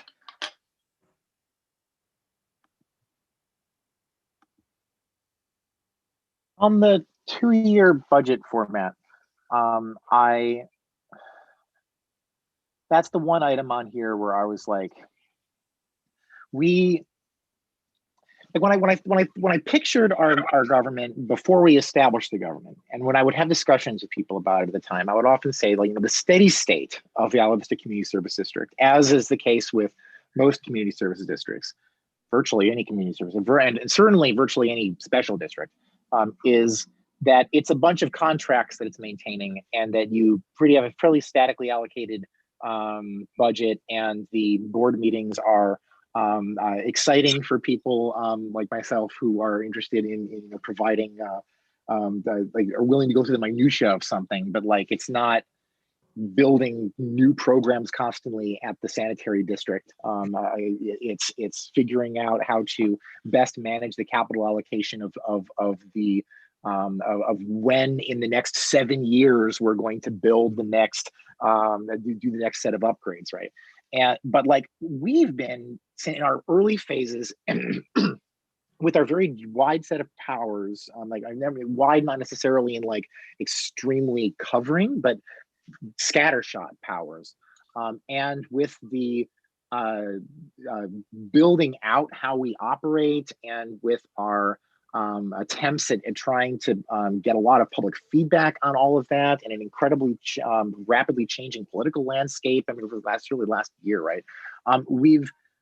I feel like every time I stare at our budget, it almost feels like a new thought process from my perspective of like what programs we're actually working on and how much they cost. And when I think about like trying to do a 2-year budget for like, what are we even doing in 2 years exactly? I'm still not at the point where I feel like we're there. In another 2 or 3 years, I might start to feel like we'll be there, but I'm not there yet. But that's my thought process on that one thing. Everything else is like, oh yeah, of course. I love the idea of having a long range planning agenda for our agendas instead of like, just one meeting out. But Thank you, Jay. Yeah, I'll just respond really quick on the 2-year. I think some of the specific things that could be useful with the 2-year this time would be the community center and the STEP grant, which seem like 2-year projects at this point in terms of like getting open by March 22 and then getting fully normal by the 23, like regularly operating. And then the STEP grant goes through June 2023 as a grant for us. So those are the two of the drivers. Another one would just be that some of our goals also sound like they will be, we cannot get most of our goals done in 1 year. So 2 years out would be like a way to use the budget as like a strategic tool to accomplish those short midterm goals. But I do hear you in terms of, our budget does change literally every year significantly in format and structure and all that. So yeah, we don't want to impede changes that need to happen too. Isn't it the case that with a 2-year budget that it's not that you don't do any budgeting every year, it's just that the 2-year kind of sets the 2-year parameters, but if you have things that come up, you can do amendments and that kind of thing. Is that the case? Yeah, we'd approve a budget for the 2 fiscal years, and then we could always do budget adjustment, and then if we did the 2-year budget, we'd build in a mid-year or in 1 year where we'd make a major revision based on the actuals and the reality of the political situation. Yeah, so it just wouldn't be a new budget we publish, it would just be changes to this one.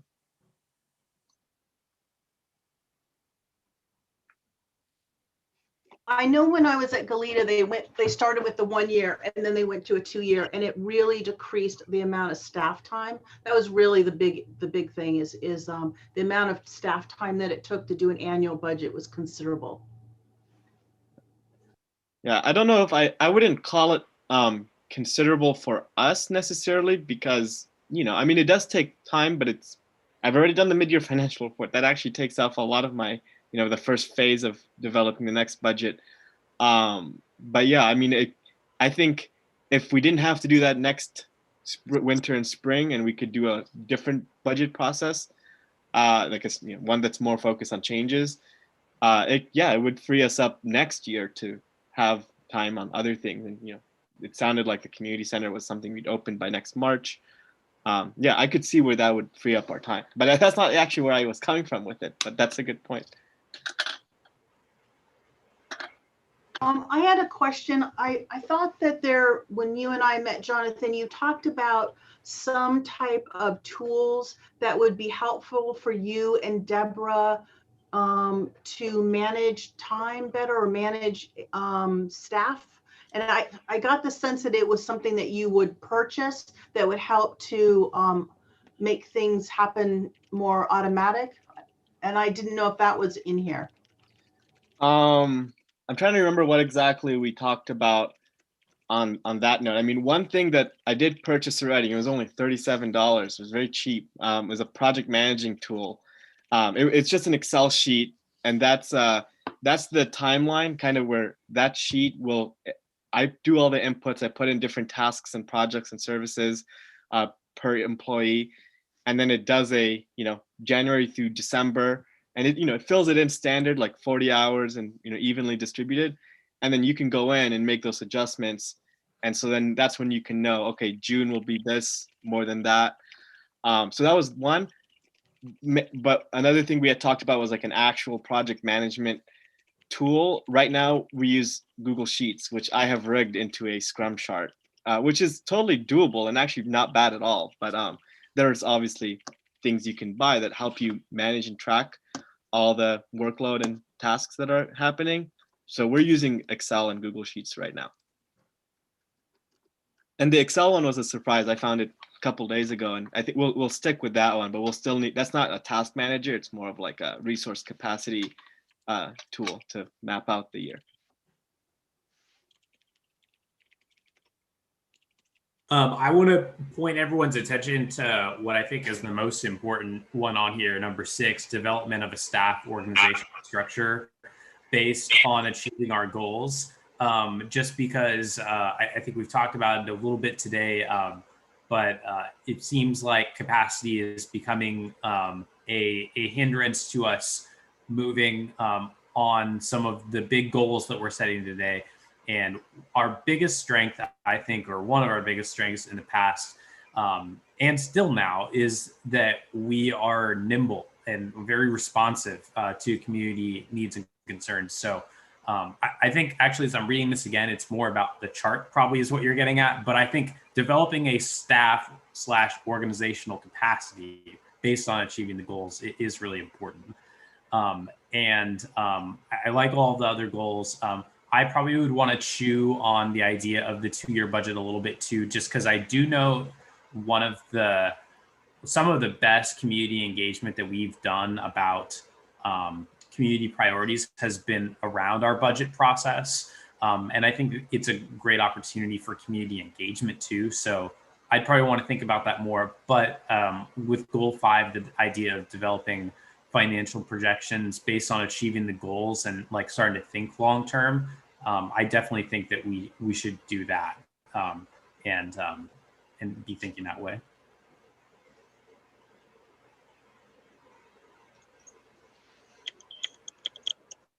Thank you for the feedback. Anyone else? Any other ideas? I feel like we tried. This started off as 3 things and then became 12. So yeah, Rob.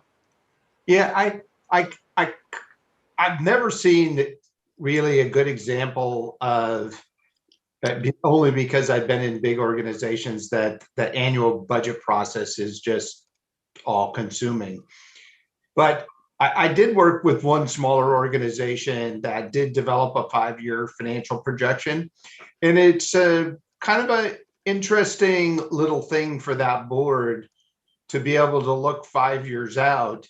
And actually that 5-year projection for that particular district, which was a very stable district, and it all had to do with, projecting property taxes 5 years out, and have that help control, well, what kind of salaries and benefit increases can you offer your employees, and it worked out really well. So the longer you can look out in a plan, even if it's, you know, fairly simple at a high enough level, I think it helps you think about where we're going in the future.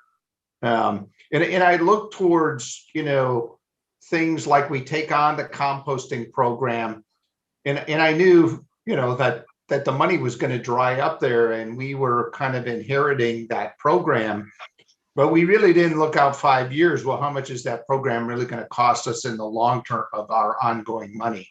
And so, you know, if we can ever get to it, a 5-year projection is kind of fun. Yeah, I agree. And I think it's an easy enough thing that I can carve out time to do as part of our budget process, because I'll be doing that work anyways. And I do think it'll be really helpful. If we don't do 2 year, I could see the 2-year budget being less important than this, almost, because this will be, you know, matching our goals. We can clearly see 5 years out how it connects. Potential. I mean, obviously the world can have a major change again. Hopefully not, but yeah. Thank you. Yeah, Kirsten. And then, go ahead, Kirsten. Well, I was just going to make an observation, and maybe I missed it. But it seems like in this whole time that we've been together, since whatever, 10 o'clock, we really haven't talked that much about the IV master plan. And I don't know if any of us really made that a high priority. Did we? Did anyone say, let's definitely work on this? I don't know, maybe I missed it, but I'm just struck by that, because I'm looking at this, and that's a big project and would take up resources, staff time, perhaps contracting out a staff person. So I wonder, did I miss that? I personally heard it. I heard it in terms of, you know, it's something big. It's not immediate. That's what I heard a lot, is like, we want to do this, but it could be a lot or too much, and especially right now. But I think what I keep coming back to is the STEP grant is going to be a big thing we start doing, and not that long from now. And it's really tied to the parking and master plan. And we heard from the county staff that they're not even going to put this in their workload timeline. We don't even have a workload timeline like that. But you know, they'll put that in for like 2-3 years out, maybe. So I think the STEP grant would be like a step in getting that information and community feedback and getting people going. So I think it'll connect that way. But I did hear people bring it up. Just, yeah, it wasn't as prominent. And as a preview, Spencer did ask to put on the agenda on Tuesday another discussion on planning. So we can maybe talk more in depth then, because it is a pretty long-term thing. Like, I'd say that's a 5 years, right? Like maybe 4 or 5 years would be our done, whatever done means. That's helpful. Yeah. I think since I wasn't involved in the STEP program at all, I didn't have that context that's kind of like that's going to help kind of start that process of engagement and talking about the community and that kind of thing. Okay, that makes sense. Thank you. Yeah, no problem. And then one thing I was just going to mention for looking at the different ways for improving the operations is just adding a bullet point somewhere here with increasing our digital interface with the community, whether that's through expanding the SeeClickFix app to encompass all of our services, including strengthening social media, like Catherine's mentioned, and other members in this meeting. And also understanding the mention of Kirsten that this all could fall under like a public information community engagement person too. So that just general theme of increasing the public interface. Thank you. Yeah, no, I'm pretty sure you all are gonna see some job descriptions and, you know, hiring dates and everything pretty soon on this point so that's exciting. So I'm glad everyone's on that page, and we'll be moving soon. That also ties into, I think Bob brought it up, and maybe several others, is that we talked about the current compensation system, and do we need to put for you all, and does that need to be listed on here? I don't know. The employee. Sorry, you cut off, but I think you said employee compensation system. Yeah, current compensation. I think Bob brought it up that our staff is in comparison, not paid to current standards, and that maybe we need to look at that. And so I think that probably needs to be added. I don't know if that's part of a formal review system. I'm not sure the process by which we do that, but that's something that people brought up today. Yeah, that's a good point. Yeah, we don't have a process, but the basic thing is that the general manager would be the board, and then the general manager would do everyone else in terms of proposing things that this is what we should do for everyone else. But the board. I think Yeah, I want to. that's good, and I would add to compensation benefits as well. I think that's an important. The two are linked. Right. Yeah, I want to second that point that was just shared by multiple directors, which is that we need to reevaluate like the compensation as far as cost of living for you all as our staff. That's a big question. UCSB all the time, and UCSB does rely sometimes on prestige, drawing in applicants and keeping staff at all different levels, but it's incredibly complicated. So I think part of our big cultural goal is that Isla Vista does have permanent residents, and that starts with some of us here. Some of us here who are in our late 20s now trying to make it work. It's really hard. So Jonathan, I have like that very much in my mind, because there's been plenty of periods in my personal life of like, how am I going to make this work? And it's relied a lot on kindness, but it should rely more on the system to be providing a safe wage for people to live here, no matter who they are. So I think we have to be a good example of that. We have to be a model of that. Yeah, I hear you, Marcus. Yeah, we're the same. We got here at the same time, so we've been here almost exactly the same amount. I almost wasn't living in IV anymore before the district because of housing situations and affording. So it's a real thing that. Yes. Thinking about that, just want to throw out something for us to chew on when we think about potentially hiring new employees in the management sphere. Are there ways that we can incentivize our employees to relocate to the community and be a part of this cultural shift that I think we all really envision of having a multi-generational community? So just throwing that out there for everyone to think about. I'll note that. That's an interesting idea. I don't think I hear that a lot from like, I think they do that with teachers sometimes. They want to do that, but that's an interesting idea. We'll put that down and see what we can do. All right. Well, we're at 2:05. I know we told you 2. So if there's nothing else, we can stop. But burning things at Bob. Go ahead, Bob.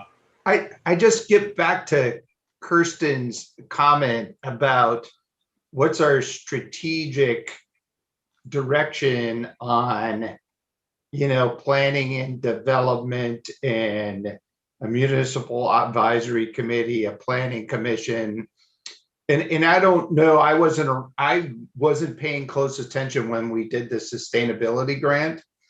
And it'd be kind of interesting to bring that back of how that relates to the planning process and where we go from there. Because I've watched these community plans, in the Goleta Valley. I've watched them in, the city of Goleta, and they really, really are time-intensive community input processes that just seem to take forever. But in the end, they really are about the development within the community. And, I just, when I got done with that process and I'd spent 20 years on the last one, I said, I don't know if I could go through this again, knowing that that I was part of an effort that failed before. And am I even the right person to be involved in that process? Because I personally don't have a good background in planning and development, and I don't have a good background about land use, and I don't really have I ran and hid from that at the county because that was the most controversial department in the whole county of Santa Barbara, was around that kind of activity, which is car-free IV. Are we going to Are we going to close off parking to Del Playa? Are we going to close and make Trigo a transportation corridor? I don't know which one's better. I think they're great ideas. For me living in Isla Vista, I'd rather see that place as a biking, walking, no car community. It'd be so cool. But I don't know how, I'm not sure how to get from point A to point B when a development plan says you build a house here, you have to have on-street parking and you have to have parking in your dwelling. And how do you change that? And some people will say you'll never get car free on Del Playa. And I'm going, there's got to be a will and there's got to be a way to make that transition and open that up to the community. I mean, it'd be so cool. I will say on the Is that the street that's sliding into the ocean? Maybe we could get rid of half of it.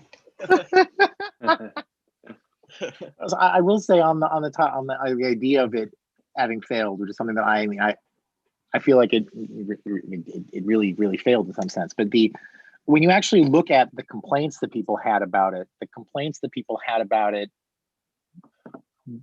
like there were controversies. I had complaints about like a lot of some of like the planning aspects of it, but that wasn't what made it fail. If anything, people seemed to really enjoy a lot of the interesting planning opportunities of it. It was the parking permit program in the end that caused it to get stuck through Coastal Commission for like 5 years of arguments, followed by years of it being sitting around and like people threatening lawsuits at each other, leading to an attempt by the county in order to like, well, maybe if we make this change to it, we can cause everyone to like legally everyone will be okay with it. And the community rose up in anger. Well, now you're not even solving the parking problem. Now you're just trying to get a planning document through. Who wants a planning document?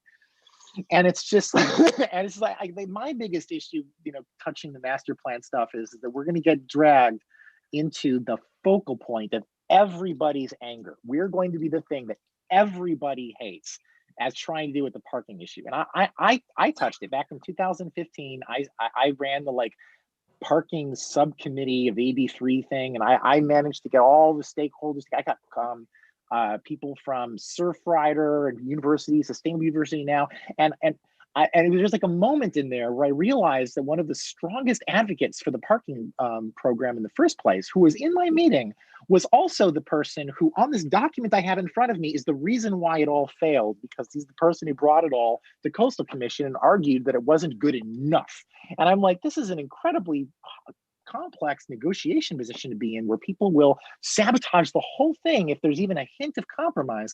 And then at the end of it, I sort of got everyone, including like there was a person from Surfrider who came in at the last minute, who was like higher up in the organization, who was just like immediately came in like as under the impression that his job was to be there to say no. And all the other Surfrider people were like, no, our job here is to actually just like compromise just a little bit today. And he's like, really?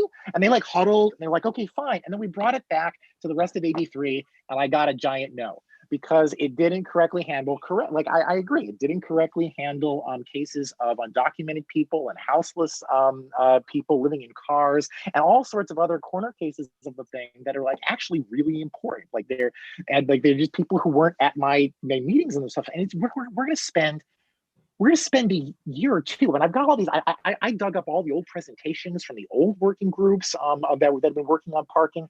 It is really painful, and I do think it's going to fail again, honestly. And maybe we can pull it together, but it will be like that's. I don't think that it's the planning parts that are going to be. I think the planning parts are going to be fun. I think we're going to get EcoVista people are going to be excited to work on planning with us, and we're going to have all sorts of wonderful planning parts. And then we're just going to spend years arguing about parking permits. So, and like the hours too, like which specific hours is it going to, which streets is it on? Like that's where they get really uptight about which street it's on. Like it's. And Jay, on top of the parking side of it, which I think you described the complexity really well, when this was last being considered for adoption, the housing density side was also a huge part of the community's opposition. And at the time, back in 2015, 2016, I mean, there was a big feeling among the community about, hey, we are resource and service starved, and you want to bring more housing when we can't even take care of the folks who live here now. But my hope is that as we continue to improve services, that is not the tipping point so much, or that's not the thing that people are as concerned about as we continue to improve the services for everyone who lives here now. But then also on the density side, back in 2016, 2015, there was a lot of concern about just what the future looks like. Is it smaller developments? Is it larger developments? Is it large developments with small bedrooms and small units? And I think one thing that's changed since then is because local governments haven't been able to figure this out so well in California, the legislature has passed a number of laws that really create streamlined processes for developing denser housing. Two examples include Senate Bill 35 and Assembly Bill 2162, which both provide kind of by right development if you meet objective standards and you're building affordable housing or supportive housing.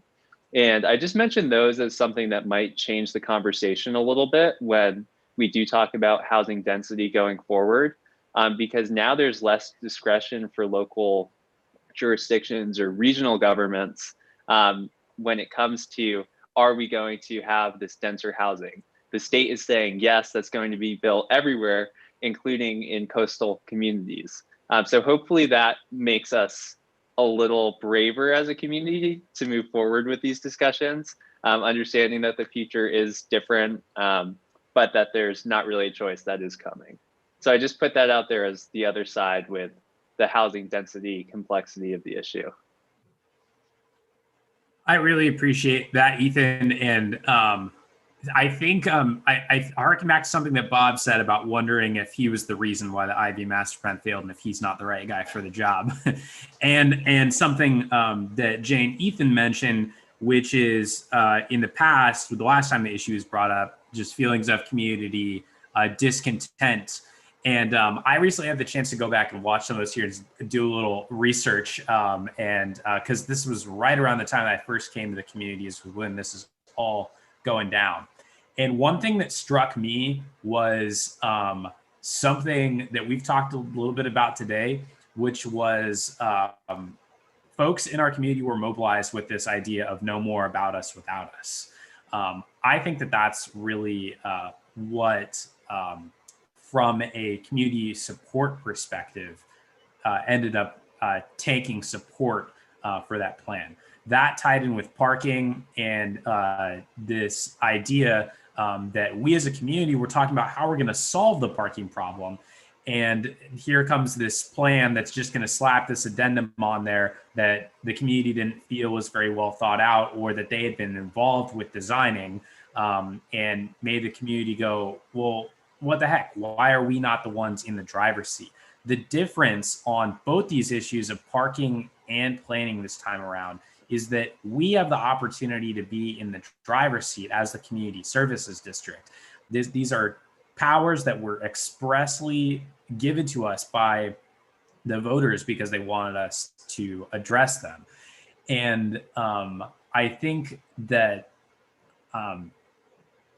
when it comes to the thinking about the long term, we can't afford to just sit here under the pretenses that we have, which is essentially a plan from 1970 that has never really been adjusted at all.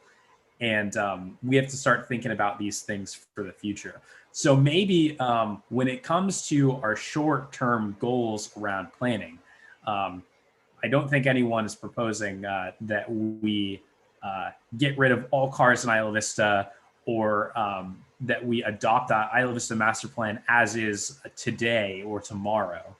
But I think that we do need to start engaging the community around these issues and figuring out how we can affect that planning process. You know, when the IV master plan was being designed, it wasn't just the county. There were also planners working there that were hired by UC Santa Barbara. The Isla Vista Recreation and Park District contributed staff time as well.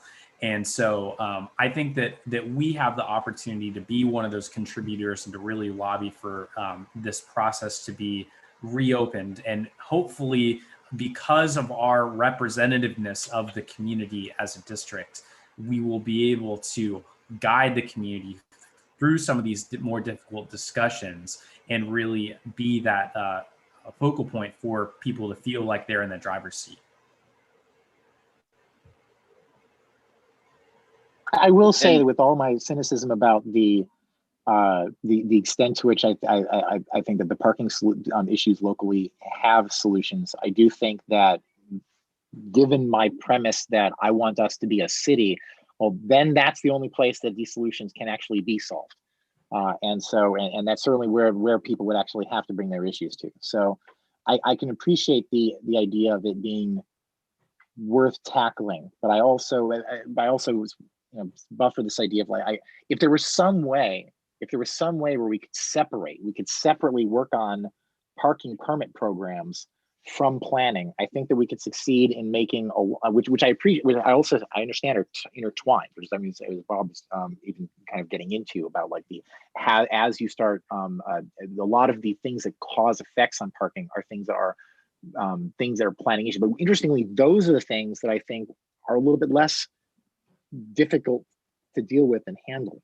But I don't know. It's just, I would love to. I just really want to work on all those planning issues without having to get bogged down in those parking issues for 6 years. So. Yeah. Well, I think, and I guess tying it. Sorry, go ahead, Ethan.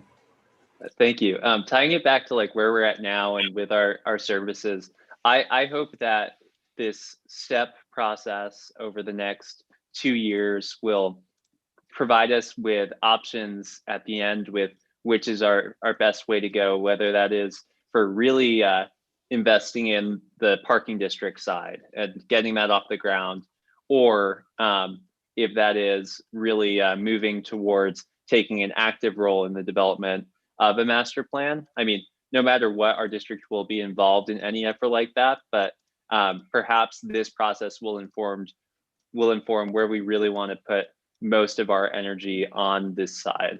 And then there's options too, as far as when looking at the master plan, does that fall under our authority to fund an area planning commission? Do we want to do that under a MAC instead? Because that might be more accessible to community members and provide for a good way of community engagement. There's options there. And hopefully at the end of a step process, we'll be better positioned to answer those questions.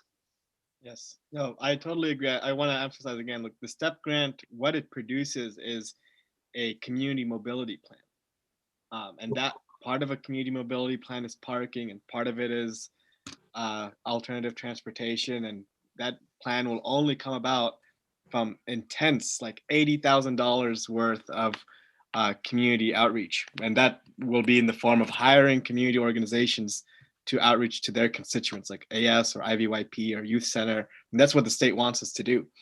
And so I would feel that if we have the good process and we have the resources, 2 years at the end of this, we should have a community mobility plan that has the right buy-in and support to maybe be an addendum to a plan or to be something we implement and get another grant to implement. So I think we would shield ourselves from criticism by including literally everybody and having a really robust process, because that's everybody involved, and that's what it spits out is their input consolidated. That all helps me with a better understanding where we're going. Cool. And I put in our what we need is another board meeting on the STEP grant soon on education about it. And we need to do that anyways, because they're sending us this big grant agreement that I've been working on finalizing. So that's coming in like February or March. So that makes sense when we'll do another STEP grant session. Well, one more thing I want to say is it's not like, I'm talking about like the time investment to make on these, we're talking about the STEP grants and stuff like that. It's also, of course, is the cost. I mean, so the county spent something like $1 million on the construction of the master plan in order to get it to the point where it kind of started to fall apart. And so there's an interesting aspect to it of now it's push to our job with our funding in order to do it. And so to the extent to which, if we go down that path, I mean, so it was mentioned specific, I think Jonathan specifically had mentioned that it was done previously. There was other organizations that were contributing money towards making the whole thing happen. And so to the extent to which this really would need to be a giant team effort, because otherwise, I mean, I think it will start to even dominate our budget in addition to dominating our focus towards something that there will be a die roll at some point of whether Coastal Commission accepts it. So, yeah, it can't just be us, unless we're a city. I think you're right. The only thing that I would say to push back a little bit is that it does have to be us to start the process, because we are that representative body of the community, and this needs to come from the community, because we saw what can happen if it doesn't come from the community. I'll actually agree with that.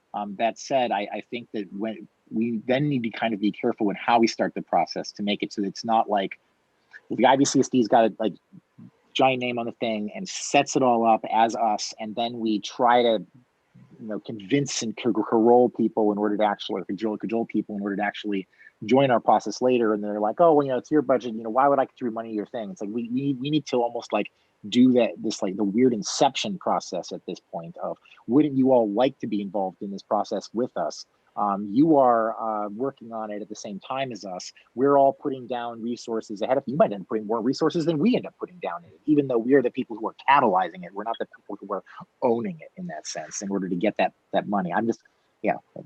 I think you're totally right. And I believe that when the Ivy Master Plan was done, there was an MOU between UCSB, the county, and I think IVRPD was a co-signatory as well, that spelled out broad strokes of how they'd be contributing staff time towards development.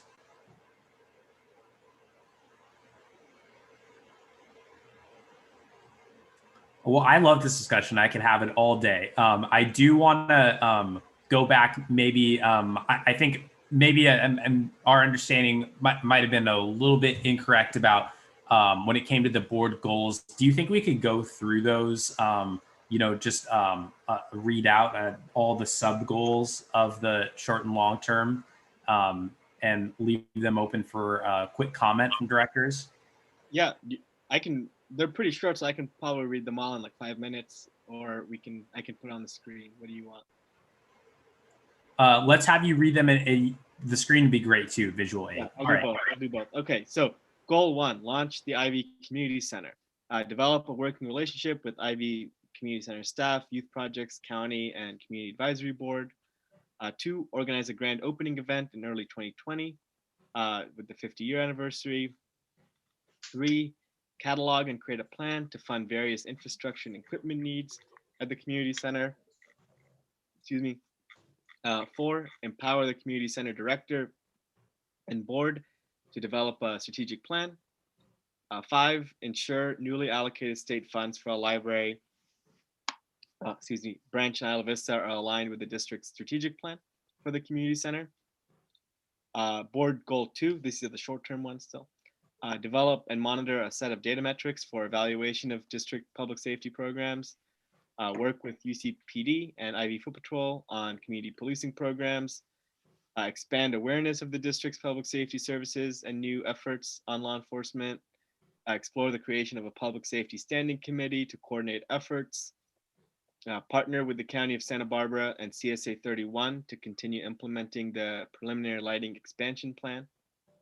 That's a safety goal. So number 3, develop a new culture and process for planning large community events. 1, identify and work with a professional large event planner to execute an outreach effort to organize the community around imagining what a new spring festival could be with a newly branded event. Work with law enforcement and professional event planner to develop the safety plan for the spring festival. Partner with student and university college organizations to ensure alignment between the district and their efforts, and work with the IVRPD to coordinate event venues within the parks and post cleanup activities. Goal 4, community engagement and public awareness of the district. Develop a more robust email communication system and newsletter to the community. Transform the district website into a stronger tool that conveys the district's full suite of services, promotes participation and transparency. Meet with community groups about activities of the district. formally operationalize and expand our social media, canvassing, and press relations efforts. Develop a plan to live stream board meetings officially on district channels one day. Build a stronger relationship with neighboring and overlapping public agencies serving Isla Vista. And the final short-term goal is number 5, which is pursue ownership of community facilities. 1, ensure the accumulated capital outlay reserve is fully funded. That's done. Take all accounts necessary to transfer ownership of 970 and 976 and the solar parking lot to the district. Partner with the county and CSA 31 to implement the lighting expansion plan. Work with the community stakeholders, state and federal representatives, and the County Public Works Department to identify infrastructure projects the district could invest in with matching funds, and which we did with the CDBG grant. Support the IV Beautiful program to keep public infrastructure clean and better coordinate waste disposal. Long-term goals. Board goal 1, increase, they say 21 to 25. These are the old ones though, but I don't know why that label is there. Increase coordination of public services in Isla Vista. Learn more about the LAFCO process and and the process associated with it. Explore the CSA 31 merging into the district. Strengthen and expand IV Beautiful to cover more areas of work. Partner with the County of Santa Barbara to provide robust code enforcement services for residents and businesses. This one didn't come up today that much. Collaborate with local stakeholders to reduce waste, increase sustainability, and better coordinate waste disposal in Isla Vista. Number 2, develop a locally controlled planning program for Isla Vista. So 1, become more informed about the powers, duties, and operations of an area planning commission. Assess the community's need and potential benefits of an APC. Assess the community's need and potential. Oh, that's 2 in a row. Whatever. Work with the community of Santa Barbara to design an APC for specific local needs. Empower a potential APC to begin engaging with local stakeholders on an Isla Vista community plan. So we had the order maybe different here, original idea. And become more informed of the county's land use regulations and development plans in Isla Vista, which I guess we did last week. Board goal 3, transportation and parking in Isla Vista. Work with the specialized transportation and parking firm to conduct a quantitative and qualitative study with strong community involvement of Isla Vista.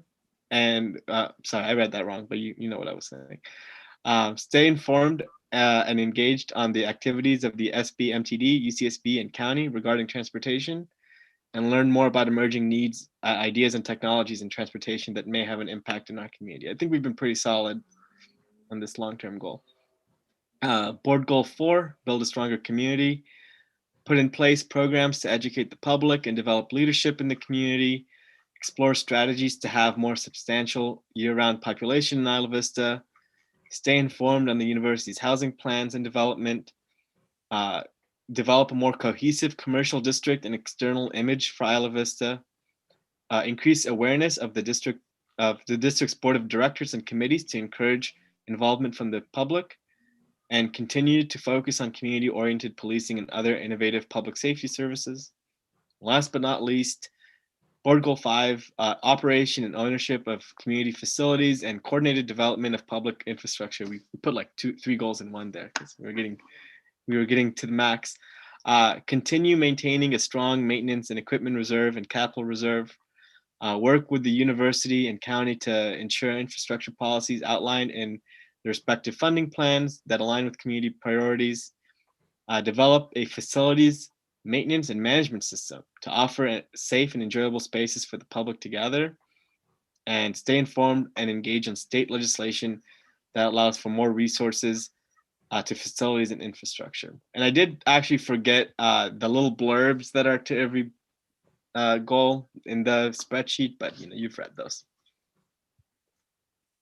Could I possibly add something that, or just something for you all to consider possibly? I believe it would probably relate towards board goal 4, build a stronger community, but also possibly towards the previous board goal 4, community engagement and public awareness of the district. I just had this idea as we were talking, but it could be really interesting to maintain a community calendar, and community members or organizations can submit events, volunteering opportunities, projects, free meals, surfs like Fridays or something. I don't know, like something on the website that you could submit, and then it would be updated on the website, but then also maybe every Monday or something, or Sunday night, at the community center, we have them all posted, and so that people can be aware of all the events going on that aren't just related to our services, but also related to so many organizations that are doing some really incredible work, but might not have the visibility. So that could be something that I would like 100% utilize. And it is, I guess, a bit of a smaller goal too, so perhaps could be achieved easier. But that's just an idea that I think, I mean, I personally would, I think it'd be awesome to see, but I don't know if anyone has any thoughts on that as well. Yeah, I mean, that sounds like something, it's a good idea. And we were making that step, actually. We have a calendar of just our events on our website, and then our community center stuff were no longer with us. So it sounds like something down the line when we have that staff, it would be part of their goals to establish, the community center would be to get that calendar back on track. And so, yes, we'll work that into the community engagement one, like developing a community calendar. It's already been on the back burner, so we'll make it a formal. Well, I think it was really good to go through all of the goals individually. I want to just offer directors any brief comments that you have on the goals, maybe try and keep it to 1 minute. I'll make a comment. I don't know if it was in here, but there were two things that struck me going through the goals that I don't know if I heard, and I don't know if it would be. I'm not just going to say what they are, and we can figure out where they go. But I'd like to see some type of engagement with business community, and I also think engagement with property owners and managers. And by engagement, I mean building relationships. So yeah, I'll build that into the community engagement goal. Thank you for bringing that up. We'll make that explicit. Because we've talked about it, and I think we formed a business task force at one point, and then COVID hit. So we've made the moves, but it's been brought up. So thank you, Jonathan, for going through that. In my closing 1 minute, I'll highlight just a few proposed amendments here. First, on the topic of the community center, just making sure that we're balancing the needs of providing active programming as soon as possible with the long-term ownership / property improvements that especially Director Geis has spoken about a lot. Perhaps that looks like more pop-up events before the big community centers open, and that also ties in with our nightlife planning. And on the nightlife planning side, or the general topic of increasing community connection and changing the culture, for the board goal number 3, I think moving that from just focusing on large community events to overall planning for community building and community connection opportunities. Everything that Bob said earlier about updating our policing and public safety focuses, absolutely. And then for planning, just amending it, I think, to focus on where we're at now, which is this pivotal point where we have clear direction for this first step with the Sustainable Transportation Equity Program grant, and from there seeing where we want to go. So I offer those as some comments for as you amend these. Thank you. Thank you, Ethan.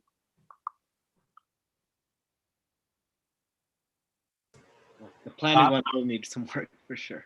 I just have one overreaching thought about, a very short-term goal, and I don't know what the directors think about this, but I think in the next, 7 months before we have fall quarter, we should somehow encourage the whole community to get vaccinated. And I'm kind of shocked where people aren't getting vaccinated or it's an anti-vax effort. But, you know, it'd be great if we really had a good vaccination effort in Isla Vista and to the student communities who I don't know how many of the young people believe in getting vaccinated or, you know, taking that risk. But it just seems to me to get our community, the Isla Vista community, back to where we want to get it, that we've done a good job of encouraging people to get testing and wear masks and all that. I just think the next phase is that everybody reach out and, you know, get vaccinated. And so, I mean, that's what I'm looking forward to next, to free myself up from being in quarantine since March, you know, with my family, and say, you got to get that vaccination. And the good thing is I was walking around the community yesterday and I had a 91-year-old lady that I was walking with, and she says, I got my vaccination today. And she said, that lady over there, that's her 75th birthday. She got a vaccination today. And so you start to see it happening in that older community. You go, oh, there is a solution out there to get out of this, you know, and you know, I'd say everybody get that Johnson and Johnson vaccine. It's only one shot and it's good enough. I hear you. Yeah, I mean, we could see how we can work that into, you know, our engagement goal, the short term, and you know, it's also connected to launching the community center. We can't open that if we have COVID still, which in a year hopefully we'll be done with it, but we need to do that work.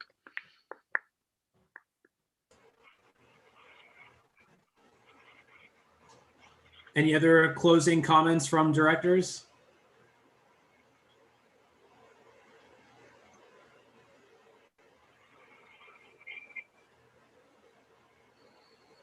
It's been nice to spend the day with all of you.